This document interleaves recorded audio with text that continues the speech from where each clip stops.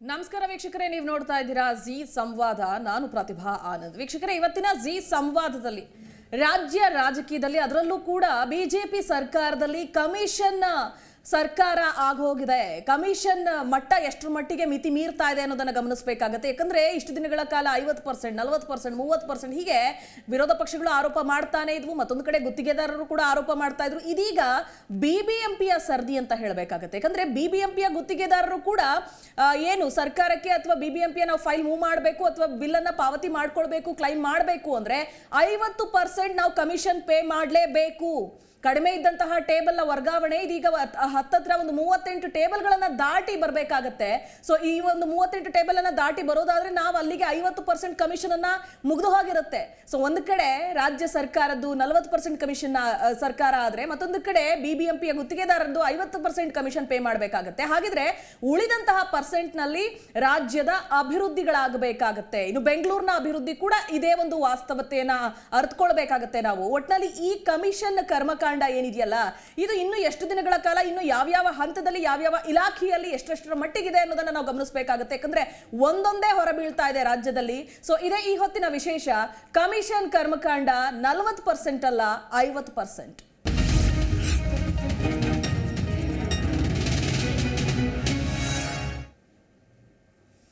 ಇದೇ ವಿಚಾರಕ್ಕೆ ಸಂಬಂಧಪಟ್ಟಂತೆ ಬ್ರೇಕಿಂಗ್ ನ್ಯೂಸ್ ಕೂಡ ಇದೆ. ಹಾಗಿದ್ರೆ ಗುತ್ತಿಗೆದಾರರ ಸಂಘದ ಅಧ್ಯಕ್ಷರಾಗಿರುವಂತಹ ಮಂಜುನಾಥ್ ಅವರು ಒಂದು ಲೆಟರ್ ಅನ್ನ ಕೊಟ್ಟಿದ್ದಾರೆ. ಯಾರಿಗೆ? ನಮ್ಮ ಈಗಿರುವಂತಹ ಬಿಬಿಎಂಪಿಯ ಆಯುಕ್ತ ತುಷಾರ್ ಗಿರಿನಾಥ್ ಅವರಿಗೆ ಒಂದು ಲೆಟರ್ ಅನ್ನ ಕೂಡ ಪಾಸ್ ಮಾಡಲಾಗಿದೆ. ಸೊ ಮಿತಿ ಮೀರ್ತಾ ಇದೆ ಇಲ್ಲಿ ಬಿಬಿಎಂಪಿಯ ಕಮಿಷನ್ ಕರ್ಮಕಾಂಡ. ನಮಗೆ ಇಷ್ಟೆಲ್ಲ ಕಮಿಷನ್ ಪೇ ಮಾಡೋದಕ್ಕಾಗ್ತಾ ಇಲ್ಲ, ದಯವಿಟ್ಟು ಇದ್ರ ಬಗ್ಗೆ ಗಮನ ಕೊಡಿ. ಅಲ್ಲಿ ಇಲ್ಲಿ ಸಾಲ ಸೋಲ ಮಾಡಿ ಬಂದು ನಾವು ಗುತ್ತಿಗೆದಾರರಾಗಿ ಕೆಲಸ ಕಾರ್ಯಗಳನ್ನ ಮಾಡಿಸಿರ್ತೀವಿ. ಸೊ ರಸ್ತೆ ಗುಂಡಿಗಳನ್ನ ನಾವಿಲ್ಲಿ ಗಮನಿಸಬೇಕಾಗುತ್ತೆ. ಯಾಕೆ ರಸ್ತೆ ಗುಂಡಿಗಳು ಪದೇ ಪದೇ ಹಾಳಾಗ್ತಾನೆ ಇರುತ್ತೆ? ಈಗ ಡಾಂಬರೀಕರಣ ಮಾಡಿದ್ರೆ ಇನ್ನು 3 ದಿನಕ್ಕೆ ರಸ್ತೆ ಕಿತ್ತು ಹೋಗುತ್ತೆ ಅನ್ನೋದಕ್ಕೆ ಇವತ್ತಿನ ಈ ಒಂದು ಬೆಳವಣಿಗೆ ಏನಿದೆಯಲ್ಲ, ಕಮಿಷನ್ ಆಧಾರ. ಸೊ ಇದು ಇಲ್ಲಿ ನಮಗೆ ನಿಜವಾಗ್ಲೂ ಒಂದು ಸಾಕ್ಷಿಯ ರೂಪದಲ್ಲಿ ಸಿಗ್ತಾ ಇದೆ ಜನಕ್ಕೆ. ಯಾಕಂದ್ರೆ ಅಷ್ಟು ಕೆಳಮಟ್ಟದ ಅಥವಾ ಅಷ್ಟೊಂದು ಕಳಪೆ ಕಾಮಗಾರಿಯನ್ನ ಮಾಡ್ತಾರಾ ಅನ್ನುವಂತಹ ಪ್ರಶ್ನೆಗಳು ಬರ್ತಾ ಇತ್ತು. ಆದ್ರೆ ಇದೀಗ ಅದಕ್ಕೆ ಉತ್ತರ ಸಿಕ್ಕದಂತಾಗಿದೆ. 50% ಕಮಿಷನ್ ಇಸ್ಕೊಂಡ್ರೆ ಇನ್ನುಳಿದಂತಹ ಪರ್ಸೆಂಟೇಜ್ ಅಲ್ಲಿ ಮಾತ್ರ ಅಭಿವೃದ್ಧಿಗಳಾಗುತ್ತೆ, ರಸ್ತೆ ಗುಂಡಿ ಮುಚ್ಚುವಂತಹ ಕೆಲಸ ಆಗುತ್ತೆ. ಸೊ ಹೀಗಿದ್ದಾಗ ನಾವು ಒಳ್ಳೆ ಕಾಮಗಾರಿಯನ್ನ ಅಥವಾ ಒಳ್ಳೆ ಗುಣಮಟ್ಟದ ಕಾಮಗಾರಿಯನ್ನ ಅಥವಾ ಇಲಾಖೆಯನ್ನ ಅಥವಾ ಅಧಿಕಾರಿಗಳ ಕೆಲಸವನ್ನ ನಿರೀಕ್ಷಿಸೋದಕ್ಕೆ ಹೇಗೆ ಸಾಧ್ಯ ಅನ್ನೋದನ್ನ ಇಲ್ಲಿ ಜನ ಕೂಡ ಪ್ರಶ್ನೆ ಮಾಡ್ತಾ ಇದ್ದಾರೆ. ಸೊ ಇಲ್ಲಿ ಒಂದು ಕಡೆ ತಲೆನೋವಾಗಿ ಪರಿಣಮಿಸ್ತಾ ಇದೆ. ಏನು ಅಧಿಕಾರಿಗಳ ಈ ರೀತಿಯಾದಂತಹ ಕಮಿಷನ್ ದಂಧೆ ತಲೆನೋವಾಗಿ ಪರಿಣಮಿಸ್ತಾ ಇದೆ ಗುತ್ತಿಗೆದಾರರ ಸಂಘಕ್ಕೂ ಕೂಡ. ಸೊ ಇದೆಲ್ಲವನ್ನ ನೋಡಿದ ನಂತರ ಗುತ್ತಿಗೆದಾರರ ಸಂಘದ ಕಡೆಯಿಂದ ಕಮಿಷನರ್ಗೆ ಒಂದು ಪತ್ರವನ್ನ ಬರೆಯಲಾಗಿದೆ. ಸೊ ಈ ಪತ್ರದಲ್ಲಿ ಎಲ್ಲಾ ಕೆಲಸಕ್ಕೂ 50% ಕಮಿಷನ್ ನಾವು ಕೊಡ್ಬೇಕಾಗತ್ತೆ. ಬಹಳ ಕಷ್ಟ ಆಗ್ತಾ ಇದೆ ಇಷ್ಟೊಂದು ಪೇ ಮಾಡ್ಲಿಕ್ಕೆ. ಯಾಕಂದ್ರೆ ಈಗಾಗಲೇ ಒಂದಷ್ಟು ಟೇಬಲ್ಗಳು ಪಾಸ್ ಆಗಿ ಇಷ್ಟು ದಿನಗಳ ಕಾಲ ಅಧಿಕಾರಿಗಳು, ಎಂಜಿನಿಯರ್ಗಳಾಗಿರಬಹುದು, ಒಂದು ಬಿಲ್ ಅನ್ನ ಪಾಸ್ ಮಾಡ್ತಾ ಇದ್ರು. ಆದ್ರೆ ಇದೀಗ ಸಾಕಷ್ಟು ಟೇಬಲ್ಗಳನ್ನ ದಾಟಿ ಬಂದು ನಮ್ಮ ಕೈಗೆ ಸೇರೋ ಅಷ್ಟರೊಳಗೆ 50% ಕಮಿಷನ್ ಅನ್ನ ನಾವು ಪೇ ಮಾಡ್ಬಿಟ್ಟಿರ್ತೀವಿ. ಸೊ ಇನ್ನು ಉಳಿದಂತಹ ಕಮಿಷನ್ ಅನ್ನ ಮಾತ್ರ ನಾವು ಜನಗಳ ಅಥವಾ ರಸ್ತೆ ಅಭಿವೃದ್ಧಿಗೆ ಬಳಸಬೇಕಾಗತ್ತೆ ಅಥವಾ ಬೇರೆ ಬೇರೆ ಉಳಿದಂತಹ ಕಾಮಗಾರಿಗಳಿಗೆ ಬಳಸಬೇಕಾಗತ್ತೆ. ಸೊ ಇದು ಈ ರೀತಿಯಾಗಿ ಒಂದು ರೀತಿ ಅಕ್ರಮ ಏನ್ ನಡೀತಾ ಇದೆಯಲ್ಲ, ಕೇವಲ ರಾಜ್ಯ ಸರ್ಕಾರದಲ್ಲಷ್ಟೇ ಅಲ್ಲ, ಬಿಬಿಎಂಪಿಯ ವಲಯದಲ್ಲೂ ಕೂಡ ವ್ಯಾಪ್ತಿಯಲ್ಲೂ ಇದೇ ರೀತಿಯಾದಂತಹ ವಾತಾವರಣ ಇದೆ ಅನ್ನೋದಕ್ಕೆ ಈ ಸಂಘದ ಒಂದು ಪತ್ರ ಸಾಕ್ಷಿ ಆಗ್ತಾ ಇದೆ.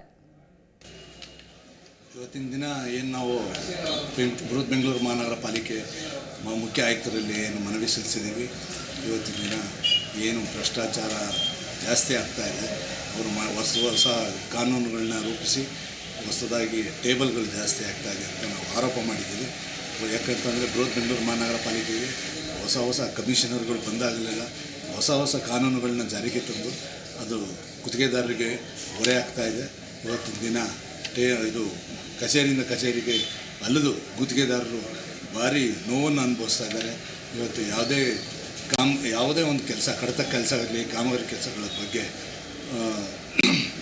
ದುಡ್ಡು ಕೊಡದೇನೆ ಕೆಲಸಗಳು ಸಾಗ್ತಾ ಇಲ್ಲ.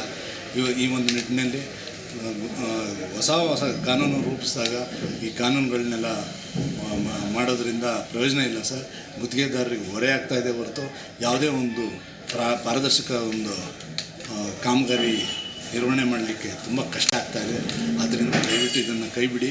ಅಂತ ಮನವಿ ಮಾಡಿ, ಮತ್ತು ಏನು 23 ತಿಂಗಳಿಂದ ಬಾಕಿ ಬಿಲ್ಗಳನ್ನ ಬಿಡುಗಡೆ ಮಾಡಬೇಕು, ಸುಮಾರು ಅಂದಾಜು 3,000 ಕೋಟಿ, ಆ ನಿಟ್ಟಿನಲ್ಲಿ ತಾವುಗಳು ಕ್ರಮ ಕೈಗೊಳ್ಳಿ. ಮತ್ತು ಏನು ಅಧಿಕಾರಿ ವರ್ಗ ನೀವು ಏನು ಟೇಬಲ್ಗಳಿದೆ ಅದನ್ನು ಕಡಿಮೆ ಮಾಡಿ, ನಾವು ಒಂದು ಆತ್ಮಸಾಕ್ಷಿಗೆ ಅನುಗುಣವಾಗಿ ಮತ್ತು ಬೆಂಗಳೂರು ನಗರದ ಜನತೆ ಏನು ತೆರಿಗೆ ಹಣ ಕಟ್ತಾರೆ ಅದಕ್ಕೆ ಅನುಗುಣವಾಗಿ ನಾವು ಅವ್ರಿಗೂ ಒಂದು ಒಂದು ಕಡೆ ಈ 50% ಕಮಿಷನ್ ಆರೋಪದ ವಿಚಾರಕ್ಕೆ ಸಂಬಂಧಪಟ್ಟಂತೆ ಇದರಲ್ಲಿ ಹುರುಳಿಲ್ಲ ಅಂತ ಹೇಳ್ತಾ ಇದೆ ಬಿಜೆಪಿ. ಸಿದ್ದರಾಮಯ್ಯ ಅವರನ್ನ ಭೇಟಿ ಮಾಡಿ ಬಂದ ಬಳಿಕ ಈ ಡೆವಲಪ್ಮೆಂಟ್ ಆಗ್ತಾ ಇದೆ, ಇದರಲ್ಲಿ ಯಾವುದೇ ರೀತಿಯಾದಂತಹ ಸತ್ಯಾಂಶಗಳಿಲ್ಲ ಅನ್ನುವಂತಹ ಸಮರ್ಥನೆಯನ್ನ ಸರ್ಕಾರ ಕೊಡ್ತದೆ. ಹಾಗಿದ್ರೆ ಇದಕ್ಕೆ ನಿಜವಾಗ್ಲೂ ಕೂಡ ಸರ್ಕಾರ ಹೇಳುವಂತಹ ನಿಟ್ಟಿನಲ್ಲಿ 50% ಕಮಿಷನ್ ತೆಗೆದುಕೊಳ್ತಿಲ್ವಾ? ಹಾಗಿದ್ರೆ ಸುಮ್ಮನೆ ಆರೋಪ ಮಾಡ್ತಿದ್ದಾರಾ? ಪತ್ರ ಬರೆದ್ರ ಮೂಲಕ ತಮ್ಮ ಅಳಲನ್ನ ತೋಡ್ಕೊಳ್ತಾ ಇದ್ದಾರಾ ಗುತ್ತಿಗೆದಾರರು? ಇದೆಲ್ಲದರ ಕಂಪ್ಲೀಟ್ ಚರ್ಚೆಯನ್ನ ನಾವು ಕೂಡ ಮಾಡ್ತಾ ಹೋಗೋಣ. ಮೊದಲನೇದಾಗಿ ನಮ್ಮ ಜೊತೆ ಝೂಮ್ ನಲ್ಲಿ ಜಾಯ್ನ್ ಆಗಿದ್ದಾರೆ ಕೆ ಮಥಾಯಿ ಅವರು, ನಿವೃತ್ತ KS ಅಧಿಕಾರಿಯವರು. ಸರ್ ನಮಸ್ತೆ, ಕಾರ್ಯಕ್ರಮಕ್ಕೆ ಸ್ವಾಗತ ತಮಗೆ. ನಮಸ್ತೆ ಮೇಡಮ್. ನಮಸ್ತೆ.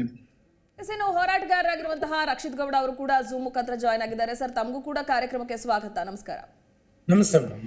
ನಾನು ಮತಾಯಿ ಸರ್ ಬಳಿ ಹೋಗ್ತೀನಿ. ಮೊದಲನೇದಾಗಿ ಸರ್, ಒಂದು ಕಡೆ ಸರ್ಕಾರ ಹೇಳ್ತಾ ಇದೆ ಇದರಲ್ಲಿ ಯಾವುದೇ ರೀತಿಯಾದಂತಹ ಹುರುಳಿಲ್ಲ, ಸಿದ್ದರಾಮಯ್ಯ ಅವರನ್ನ ಭೇಟಿ ಮಾಡಿ ಬಂದ ಬಳಿಕ ಈ ಡೆವಲಪ್ಮೆಂಟ್ ಆಗ್ತಾ ಇದೆ. ಸರ್ಕಾರದಲ್ಲಾಗಿರಬಹುದು ಅಥವಾ BBMPಯಲ್ಲಿ 50% ಕಮಿಷನ್ ಆರೋಪ ಏನ್ ಮಾಡ್ತಾ ಇದ್ದಾರೆ ಅದಿಲ್ಲ ಅಂತ ಹೇಳ್ತಾ ಇದೆ. ಆದ್ರೆ ಗುತ್ತಿಗೆದಾರರು ತಮ್ಮನ್ನು ಅಳಲನ್ನು ತೋಡ್ಕೊಳ್ತಾ ಇದ್ದಾರೆ. 38 ಹಂತಗಳಲ್ಲಿ ನಾವು ಟೇಬಲ್ ಪಾಸ್ ಮಾಡಿ ಕೈಗೆ ಬರುವಷ್ಟೊಳಗೆ 50% ಕಮಿಷನ್ ಕೊಡುವಂತಹ ಪರಿಸ್ಥಿತಿ ಸೃಷ್ಟಿಯಾಗಿದೆ.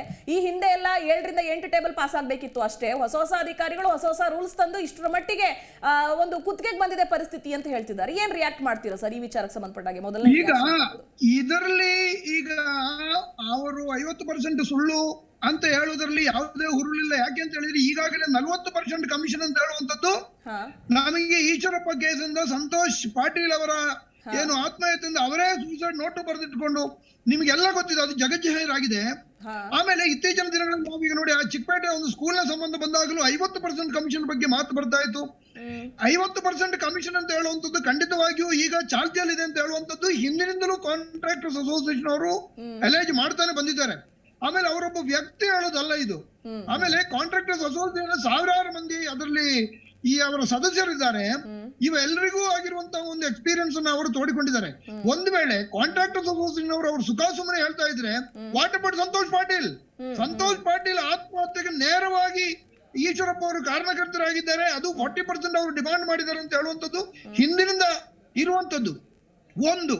ಎರಡನೇದಾಗಿ ಬಿಜೆಪಿ ಈಗ ಪಾರ್ಟಿಯಿಂದ ಅವರು ಯಾಕೆ ಈ ರೀತಿ 40% 50% ಮಾಡ್ತಾ ಇದ್ದಾರೆ ಅಂತ ಹೇಳಿದ್ರೆ, ನಾನು ಒಂದು ಸಣ್ಣ ರಿಸರ್ಚ್ ಮಾಡಿದ್ರ ಪ್ರಕಾರ ನನಗೇನು ಅರ್ಥ ಆಗ್ತದೆ ಅಂತ ಹೇಳಿದ್ರೆ, ಬಿಜೆಪಿ ಅವರು ನೇರವಾಗಿ ಈಗ ಸಾಮಾನ್ಯ ಜನರ ಮುಂದೆ ಇಲೆಕ್ಷನ್ಗೆ ಓಟುಕೊಳ್ಕೊಂಡು ಹೋಗುವಂತಹ ಒಂದು ಸ್ಥಿತಿಯಲ್ಲಿ ಇಲ್ಲ.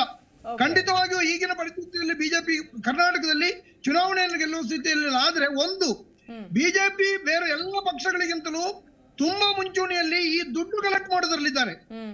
ಈಗ ಅವರದ್ದು ಒಂದೇ ಒಂದು ಅಜೆಂಡಾ ಏನಂದ್ರೆ, ಈಗ ದುಡ್ಡು ಬೇಕಾದಷ್ಟು ಕೈಯಲ್ಲಿದ್ರೆ ನಾವು ಚುನಾವಣೆಗೆ ಹೋಗಿ ಪ್ರತಿಯೊಂದು ಮನೆಗಳಿಗೆ ಹೋಗಿ ಈ ಅವರಿಗೆ ಓಟ್ ಬೇಡುವಂತ ಅವಶ್ಯಕತೆ ಇಲ್ಲ. ಒಂದಿಷ್ಟು 50 ಕೋಟಿ 100 ಕೋಟಿ ತಗೊಂಡು ಒಂದಿಷ್ಟು ಕಾರ್ಪೊರೇಟರ್ಗಳನ್ನು, ಈಗ BBMP ಚುನಾವಣೆಯಲ್ಲಿ ಕಾರ್ಪೊರೇಟರ್ಗಳನ್ನು ಪರ್ಚೇಸ್ ಮಾಡ್ಲಿಕ್ಕೆ ಈಗಾಗಲೇ ಅವ್ರದ್ದು ಪ್ಲಾನ್ ನಡೆದಿದೆ. ನಮಗೆ ಸಿಕ್ಕಿದ ಮಾಹಿತಿ ಪ್ರಕಾರ ಅವರು MLA ಎಲೆಕ್ಷನ್ ಮತ್ತು ಬಿಜೆಪಿ ಕಾರ್ಪೊರೇಟರ್ BBMP ಎಲೆಕ್ಷನ್ ಗಳಲ್ಲಿ ಒಂದಿಷ್ಟು ದುಡ್ಡು ಮಾಡಿ ಇಟ್ಕೊಂಡು ಒಂದಿಷ್ಟು ಜನರಿಗೆ ದುಡ್ಡು ಕೊಟ್ಟು ಅವ್ರನ್ನ ಪರ್ಚೇಸ್ ಮಾಡೋಣ, ಬೇರೆ ಪಾರ್ಟಿಗಳೆಲ್ಲ ಅವರು ಮನೆಗಳಿಗೆ ಹೋಗಿ ಚುನಾವಣೆಯನ್ನ ಎದುರಿಸಲಿ ಎನ್ನುವಂತ ಒಂದು ದಿಕ್ಕಿನಲ್ಲಿ ಹೋಗ್ತಾ ಇದೆ. ಇದು ಬಹುಶಃ ಇದೊಂದು ನೀಚ ಪದ್ಧತಿ.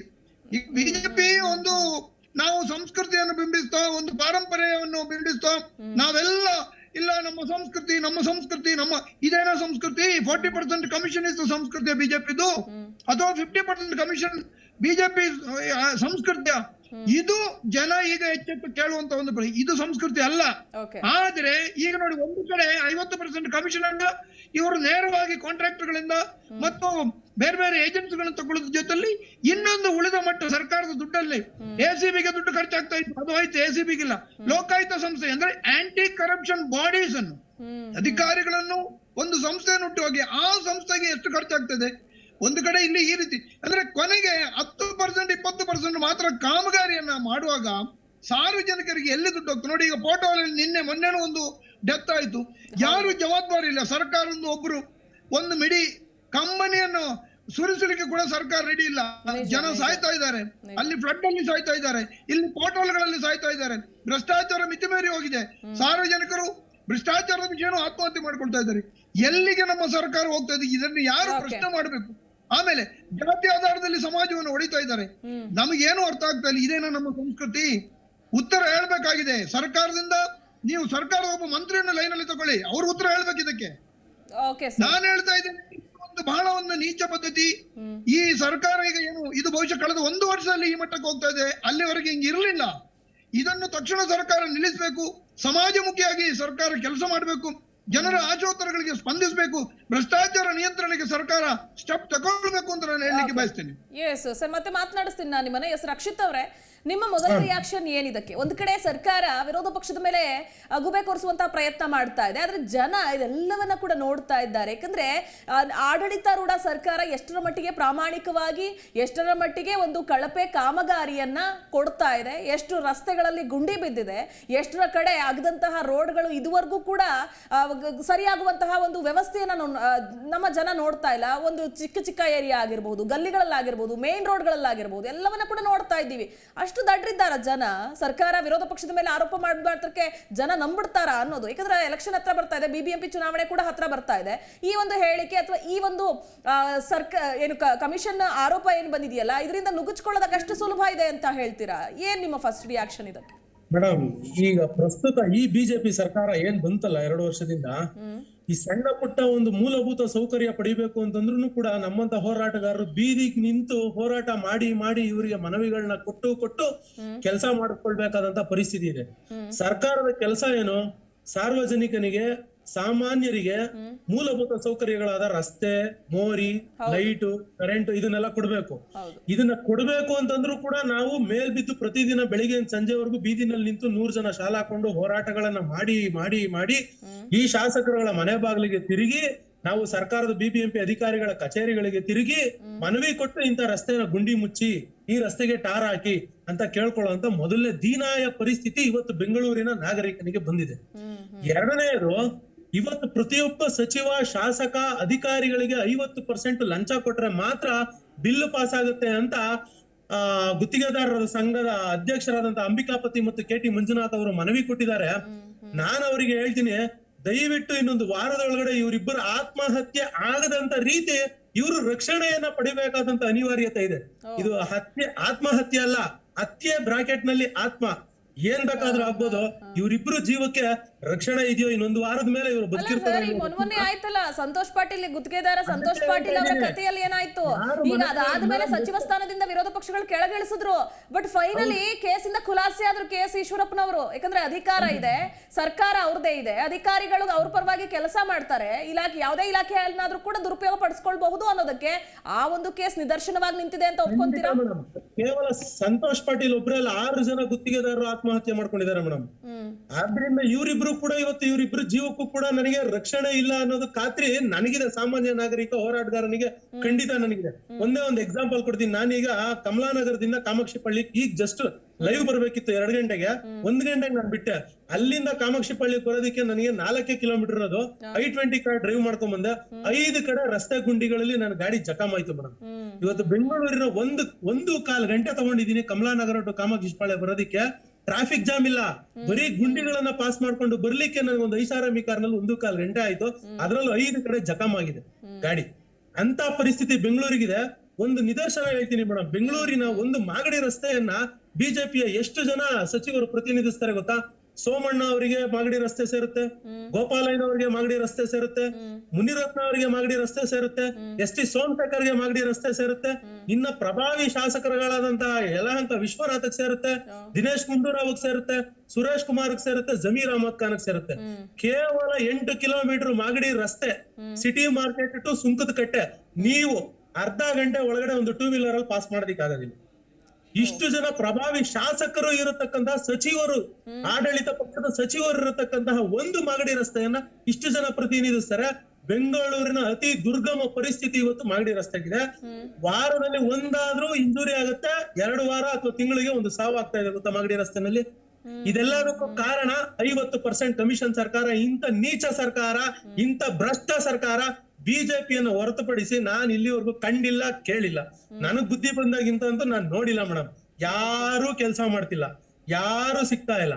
ಯಾವ ಮಿನಿಸ್ಟರ್ಗಳು, ಯಾವ ಮಂತ್ರಿಗಳು, ಯಾವ ಶಾಸಕರು ಬಿಬಿಎಂಪಿ ಚುನಾವಣೆ ಆಗದಲೇ ಇವಾಗ ವಾರ್ಡ್ಗಳಿಗೆ ಕಾರ್ಪೊರೇಟರ್ ಕೂಡ ಇಲ್ಲ, ದಿಕ್ಕು ದೆಸೆ ಇಲ್ಲ ನಮ್ಮ ಆಯಾ ವಾರ್ಡ್ಗಳ ಜನಕ್ಕೆ. ಸೊ ಎಲ್ಲೊಂದ್ ಕಡೆ ಇದು ಕೂಡ ಮೇನ್ ರೀಸನ್ ಆಗಿ ಇಷ್ಟ್ರ ಮಟ್ಟಿಗೆ ವ್ಯವಸ್ಥೆ ಹದಗೆಡೋದಕ್ಕೆ ಕಾರಣ ಅಂತ ಒಪ್ಕೊಳ್ತೀರಾ ತಾವು? ಖಂಡಿತ ಮೇಡಮ್, ಇದೇ ಪಾಯಿಂಟ್ಗೆ ಇವಾಗ ಬರ್ಬೇಕು ಅಂತಿದ್ದೆ ನಾನು. ಬಿಬಿಎಂಪಿ ಚುನಾವಣೆಯನ್ನ 2 ವರ್ಷದಿಂದ ಮುಂದೂಡ್ತಾ ಬರ್ತಾ ಇರೋ ಹುನ್ನಾರನೇ ಇದು. ಬಿಬಿಎಂಪಿ ಬರತಕ್ಕಂತ ಅನುದಾನವನ್ನ ಇದೇ ಬೆಂಗಳೂರಿನ ಶಾಸಕರೆಲ್ಲ ಸೇರಿ ಲೂಟಿ ಹೊಡಿಬಹುದು ಅನ್ನತಕ್ಕಂತ ಹುನ್ನಾರವೇ ಬಿಬಿಎಂಪಿ ಚುನಾವಣೆಯನ್ನ ಮುಂದೂಡ್ತಾ ಬರ್ತಾ ಇರತಕ್ಕಂಥದ್ದು. ಇಲ್ಲ ಅಂದ್ರೆ ಯಾತಕ್ಕೆ ಬಿಬಿಎಂಪಿ ಚುನಾವಣೆಯನ್ನ, ಬಿಬಿಎಂಪಿ ಸದಸ್ಯರಾಗ್ಬಿಟ್ರೆ ಬಿಬಿಎಂಪಿಗೆ ಸಪರೇಟ್ ಬಜೆಟ್ ಇರ್ತೈತೆ. ನೀವು ಎಲ್ಲ ಅನುದಾನವನ್ನೆಲ್ಲ ಸಪರೇಟ್ ಮಂಡಳಿನಲ್ಲಿ ಅಥವಾ ಇದರಲ್ಲಿ ಅವರು ಅನುದಾನಗಳನ್ನ ಸದಸ್ಯರು ಪಡ್ಕೊಂತಾರೆ. ಆಗ ಅಧಿಕಾರ ಅಥವಾ ಬಜೆಟ್ ಶಾಸಕರುಗಳಿಗೆ, ಸಚಿವರುಗಳಿಗೆ ನೇರವಾಗಿ ಸಿಗೋದಿಲ್ಲ, ಅಧಿಕಾರವನ್ನು ಮೊಟಕುಗೊಳಿಸಿದಂತಾಗತ್ತೆ. ಈ ಎಲ್ಲಾ ಕಾರಣಗಳಿಂದಲೇ ಬೆಂಗಳೂರಿನ ಒಂದು ದುರುದ್ದೇಶ, ಈ ಶಾಸಕ ಮಂಡಳಿ ಏನಿದೆಯಲ್ಲ, ಲೂಟಿಕೋರರ, ದಗಾಕೋರರ ಮಂಡಳಿ. ಬೆಂಗಳೂರಿನ ಶಾಸಕರು, 2 ಪಕ್ಷದ ಶಾಸಕರು ಏನಿದಾರಲ್ಲ, 24 ಕಾನ್ಸ್ಟಿಟ್ಯೂನ್ಸಿ, ಈ ಎಲ್ಲಾ ಶಾಸಕ ಲೂಟಿಕೋರೆಲ್ಲ ಸೇರಿನೇ ಈ ಬಿಬಿಎಂಪಿ ಚುನಾವಣೆಯನ್ನ ಮುಂದೂಡಿರತಕ್ಕಂಥ. ಓಕೆ ರಕ್ಷಿತ್ ಅವರೇ, ಮತ್ತೆ ಮಾತನಾಡಿಸ್ತೀನಿ. ಎಸ್ ಮತಾಯಿ ಸರ್, ನನಗೆ ಒಂದನ್ನಿಸುತ್ತೆ, ಎಲೆಕ್ಷನ್ ಇನ್ನೇನು ಬೆರಳಿಕೆಯ ದಿನಗಳಷ್ಟೇ ಬಾಕಿ ಇದೆ. ಇನ್ನೊಂದು 2 ತಿಂಗಳೊಳಗೆ ಎಲೆಕ್ಷನ್ ಕೂಡ ಹತ್ರ ಬರ್ತಾ ಇದೆ. ಸೊ ಈ ಒಂದು ವಿವಾದ ಏನಿದೆಯಲ್ಲ, 50% ಕಮಿಷನ್ ಕೊಡಬೇಕಾಗಿದೆ ನಾವು ಅಂತ ಗುತ್ತಿಗೆದಾರರು ಮೊರೆ ಹೋಗಿದ್ದಾರೆ, ತುಷಾರ್ ಗಿರ್ನಾಥ್ ಅವರ ಬಳಿ ಹೋಗಿದ್ದಾರೆ, ಟೇಬಲ್ಗೆ ಒಂದು ಪತ್ರ ಪಾಸ್ ಆಗಿದೆ. ಸೊ ಇದ್ರ ಹಿಂದೆ ರಾಜಕೀಯ ದುರುದ್ದೇಶ ಇದೆ ಅಂತ ಹೇಳ್ತೀರಾ? ಒಂದು ಕಡೆ ವಿರೋಧ ಪಕ್ಷ ಆಗಿರಬಹುದು, ಅಥವಾ ಮತ್ತೊಂದು ಕಡೆ ಅವರವರ ಒಂದು ಸ್ವಾರ್ಥಕ್ಕಾಗಿ ಯಾರು ಏನ್ ಬೇಕಾದ್ರೂ ಮಾಡಬಹುದು ಅಥವಾ ಮಾಡ್ತಾರೆ ಅನ್ನೋದು ಜಗಜ್ಜಾಹೀರು. ಸೊ ಈ ಒಂದು ಬೆಳವಣಿಗೆಯನ್ನ ನೋಡ್ತಿದ್ರೆ ರಾಜಕೀಯವಾಗಿ ಯಾವ ರೀತಿ, ಯಾವ ದೃಷ್ಟಿಕೋನದಲ್ಲಿ ಜನ ನೋಡ್ಬೇಕಾಗತ್ತೆ ಅಂತ ಹೇಳ್ತೀರಾ? ಏನ್ ಅನ್ಸ್ತಾ ಇದೆ ನಿಮ್ಗೆ ಈ ಒಂದು ಬೆಳವಣಿಗೆ? ನೋಡಿ, ಇಲ್ಲಿ ಏನು ಅಂತ ಹೇಳಿದ್ರೆ, ಅದು ಎಲ್ರಿಗೆ ಗೊತ್ತಿರುವಂತ ವಿಷಯ.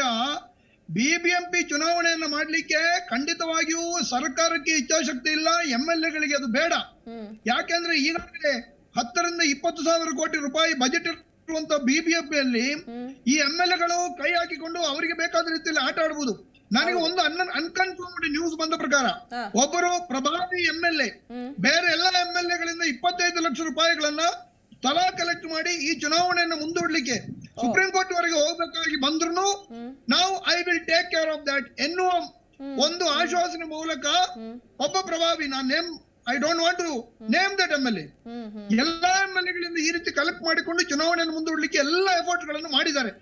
ಈಗ ಏನಂದ್ರೆ, ಸುಪ್ರೀಂ ಕೋರ್ಟ್ ನಲ್ಲಿ ಈ ಕೇಸ್ ಇರುವುದರಿಂದ ಮತ್ತು ಸುಪ್ರೀಂ ಕೋರ್ಟ್ ನಿಂದ ಏನು ಡಿಸಿಷನ್ ಗಳನ್ನು, ಆರ್ಡರ್ ಗಳನ್ನು ಹೇಳಿದ್ರೆ ಅದೇ ಒಂದು ಕಾರಣ ಇಟ್ಕೊಂಡು ಈ ಚುನಾವಣೆ ಮಾಡ್ಲಿಕ್ಕೆ ಅವ್ರಿಗೆ ಇನ್ನೂ ಈ ದಿನಾಂಕವರೆಗೂ ಅವರು ಈಗ ನೋಡಿ reservation announcement, final objection call for ಮಾಡಿದ ನಂತರದ ಅನೌನ್ಸ್ಮೆಂಟ್ ಗಳೆಲ್ಲ ಆ ಡೆಡ್ ಲೈನ್ ಆದ ನಂತರದಲ್ಲಿ ಅವರು ಮಾಡ್ತಾ ಇದ್ದಾರೆ. ಯಾಕೆ? ಎಲ್ಲೋ ಒಂದು ಕಡೆಗೆ ಅವ್ರು ಇನ್ನೂ ಪ್ರಯತ್ನ ಪಡ್ತಾ ಇದ್ದಾರೆ. ಇದನ್ನ MLA ಎಲೆಕ್ಷನ್ ನಂತರ ನಮಗೆ ಕಾರ್ಪೊರೇಷನ್ ಎಲೆಕ್ಷನ್ ಮಾಡ್ಬೇಕು ಅಂತ ಹೇಳೋದು ಇವರು ಮೊದಲಿನಿಂದಲೂ ಮಾಡಿದಂತ ಒಂದು ಪ್ಲಾನ್.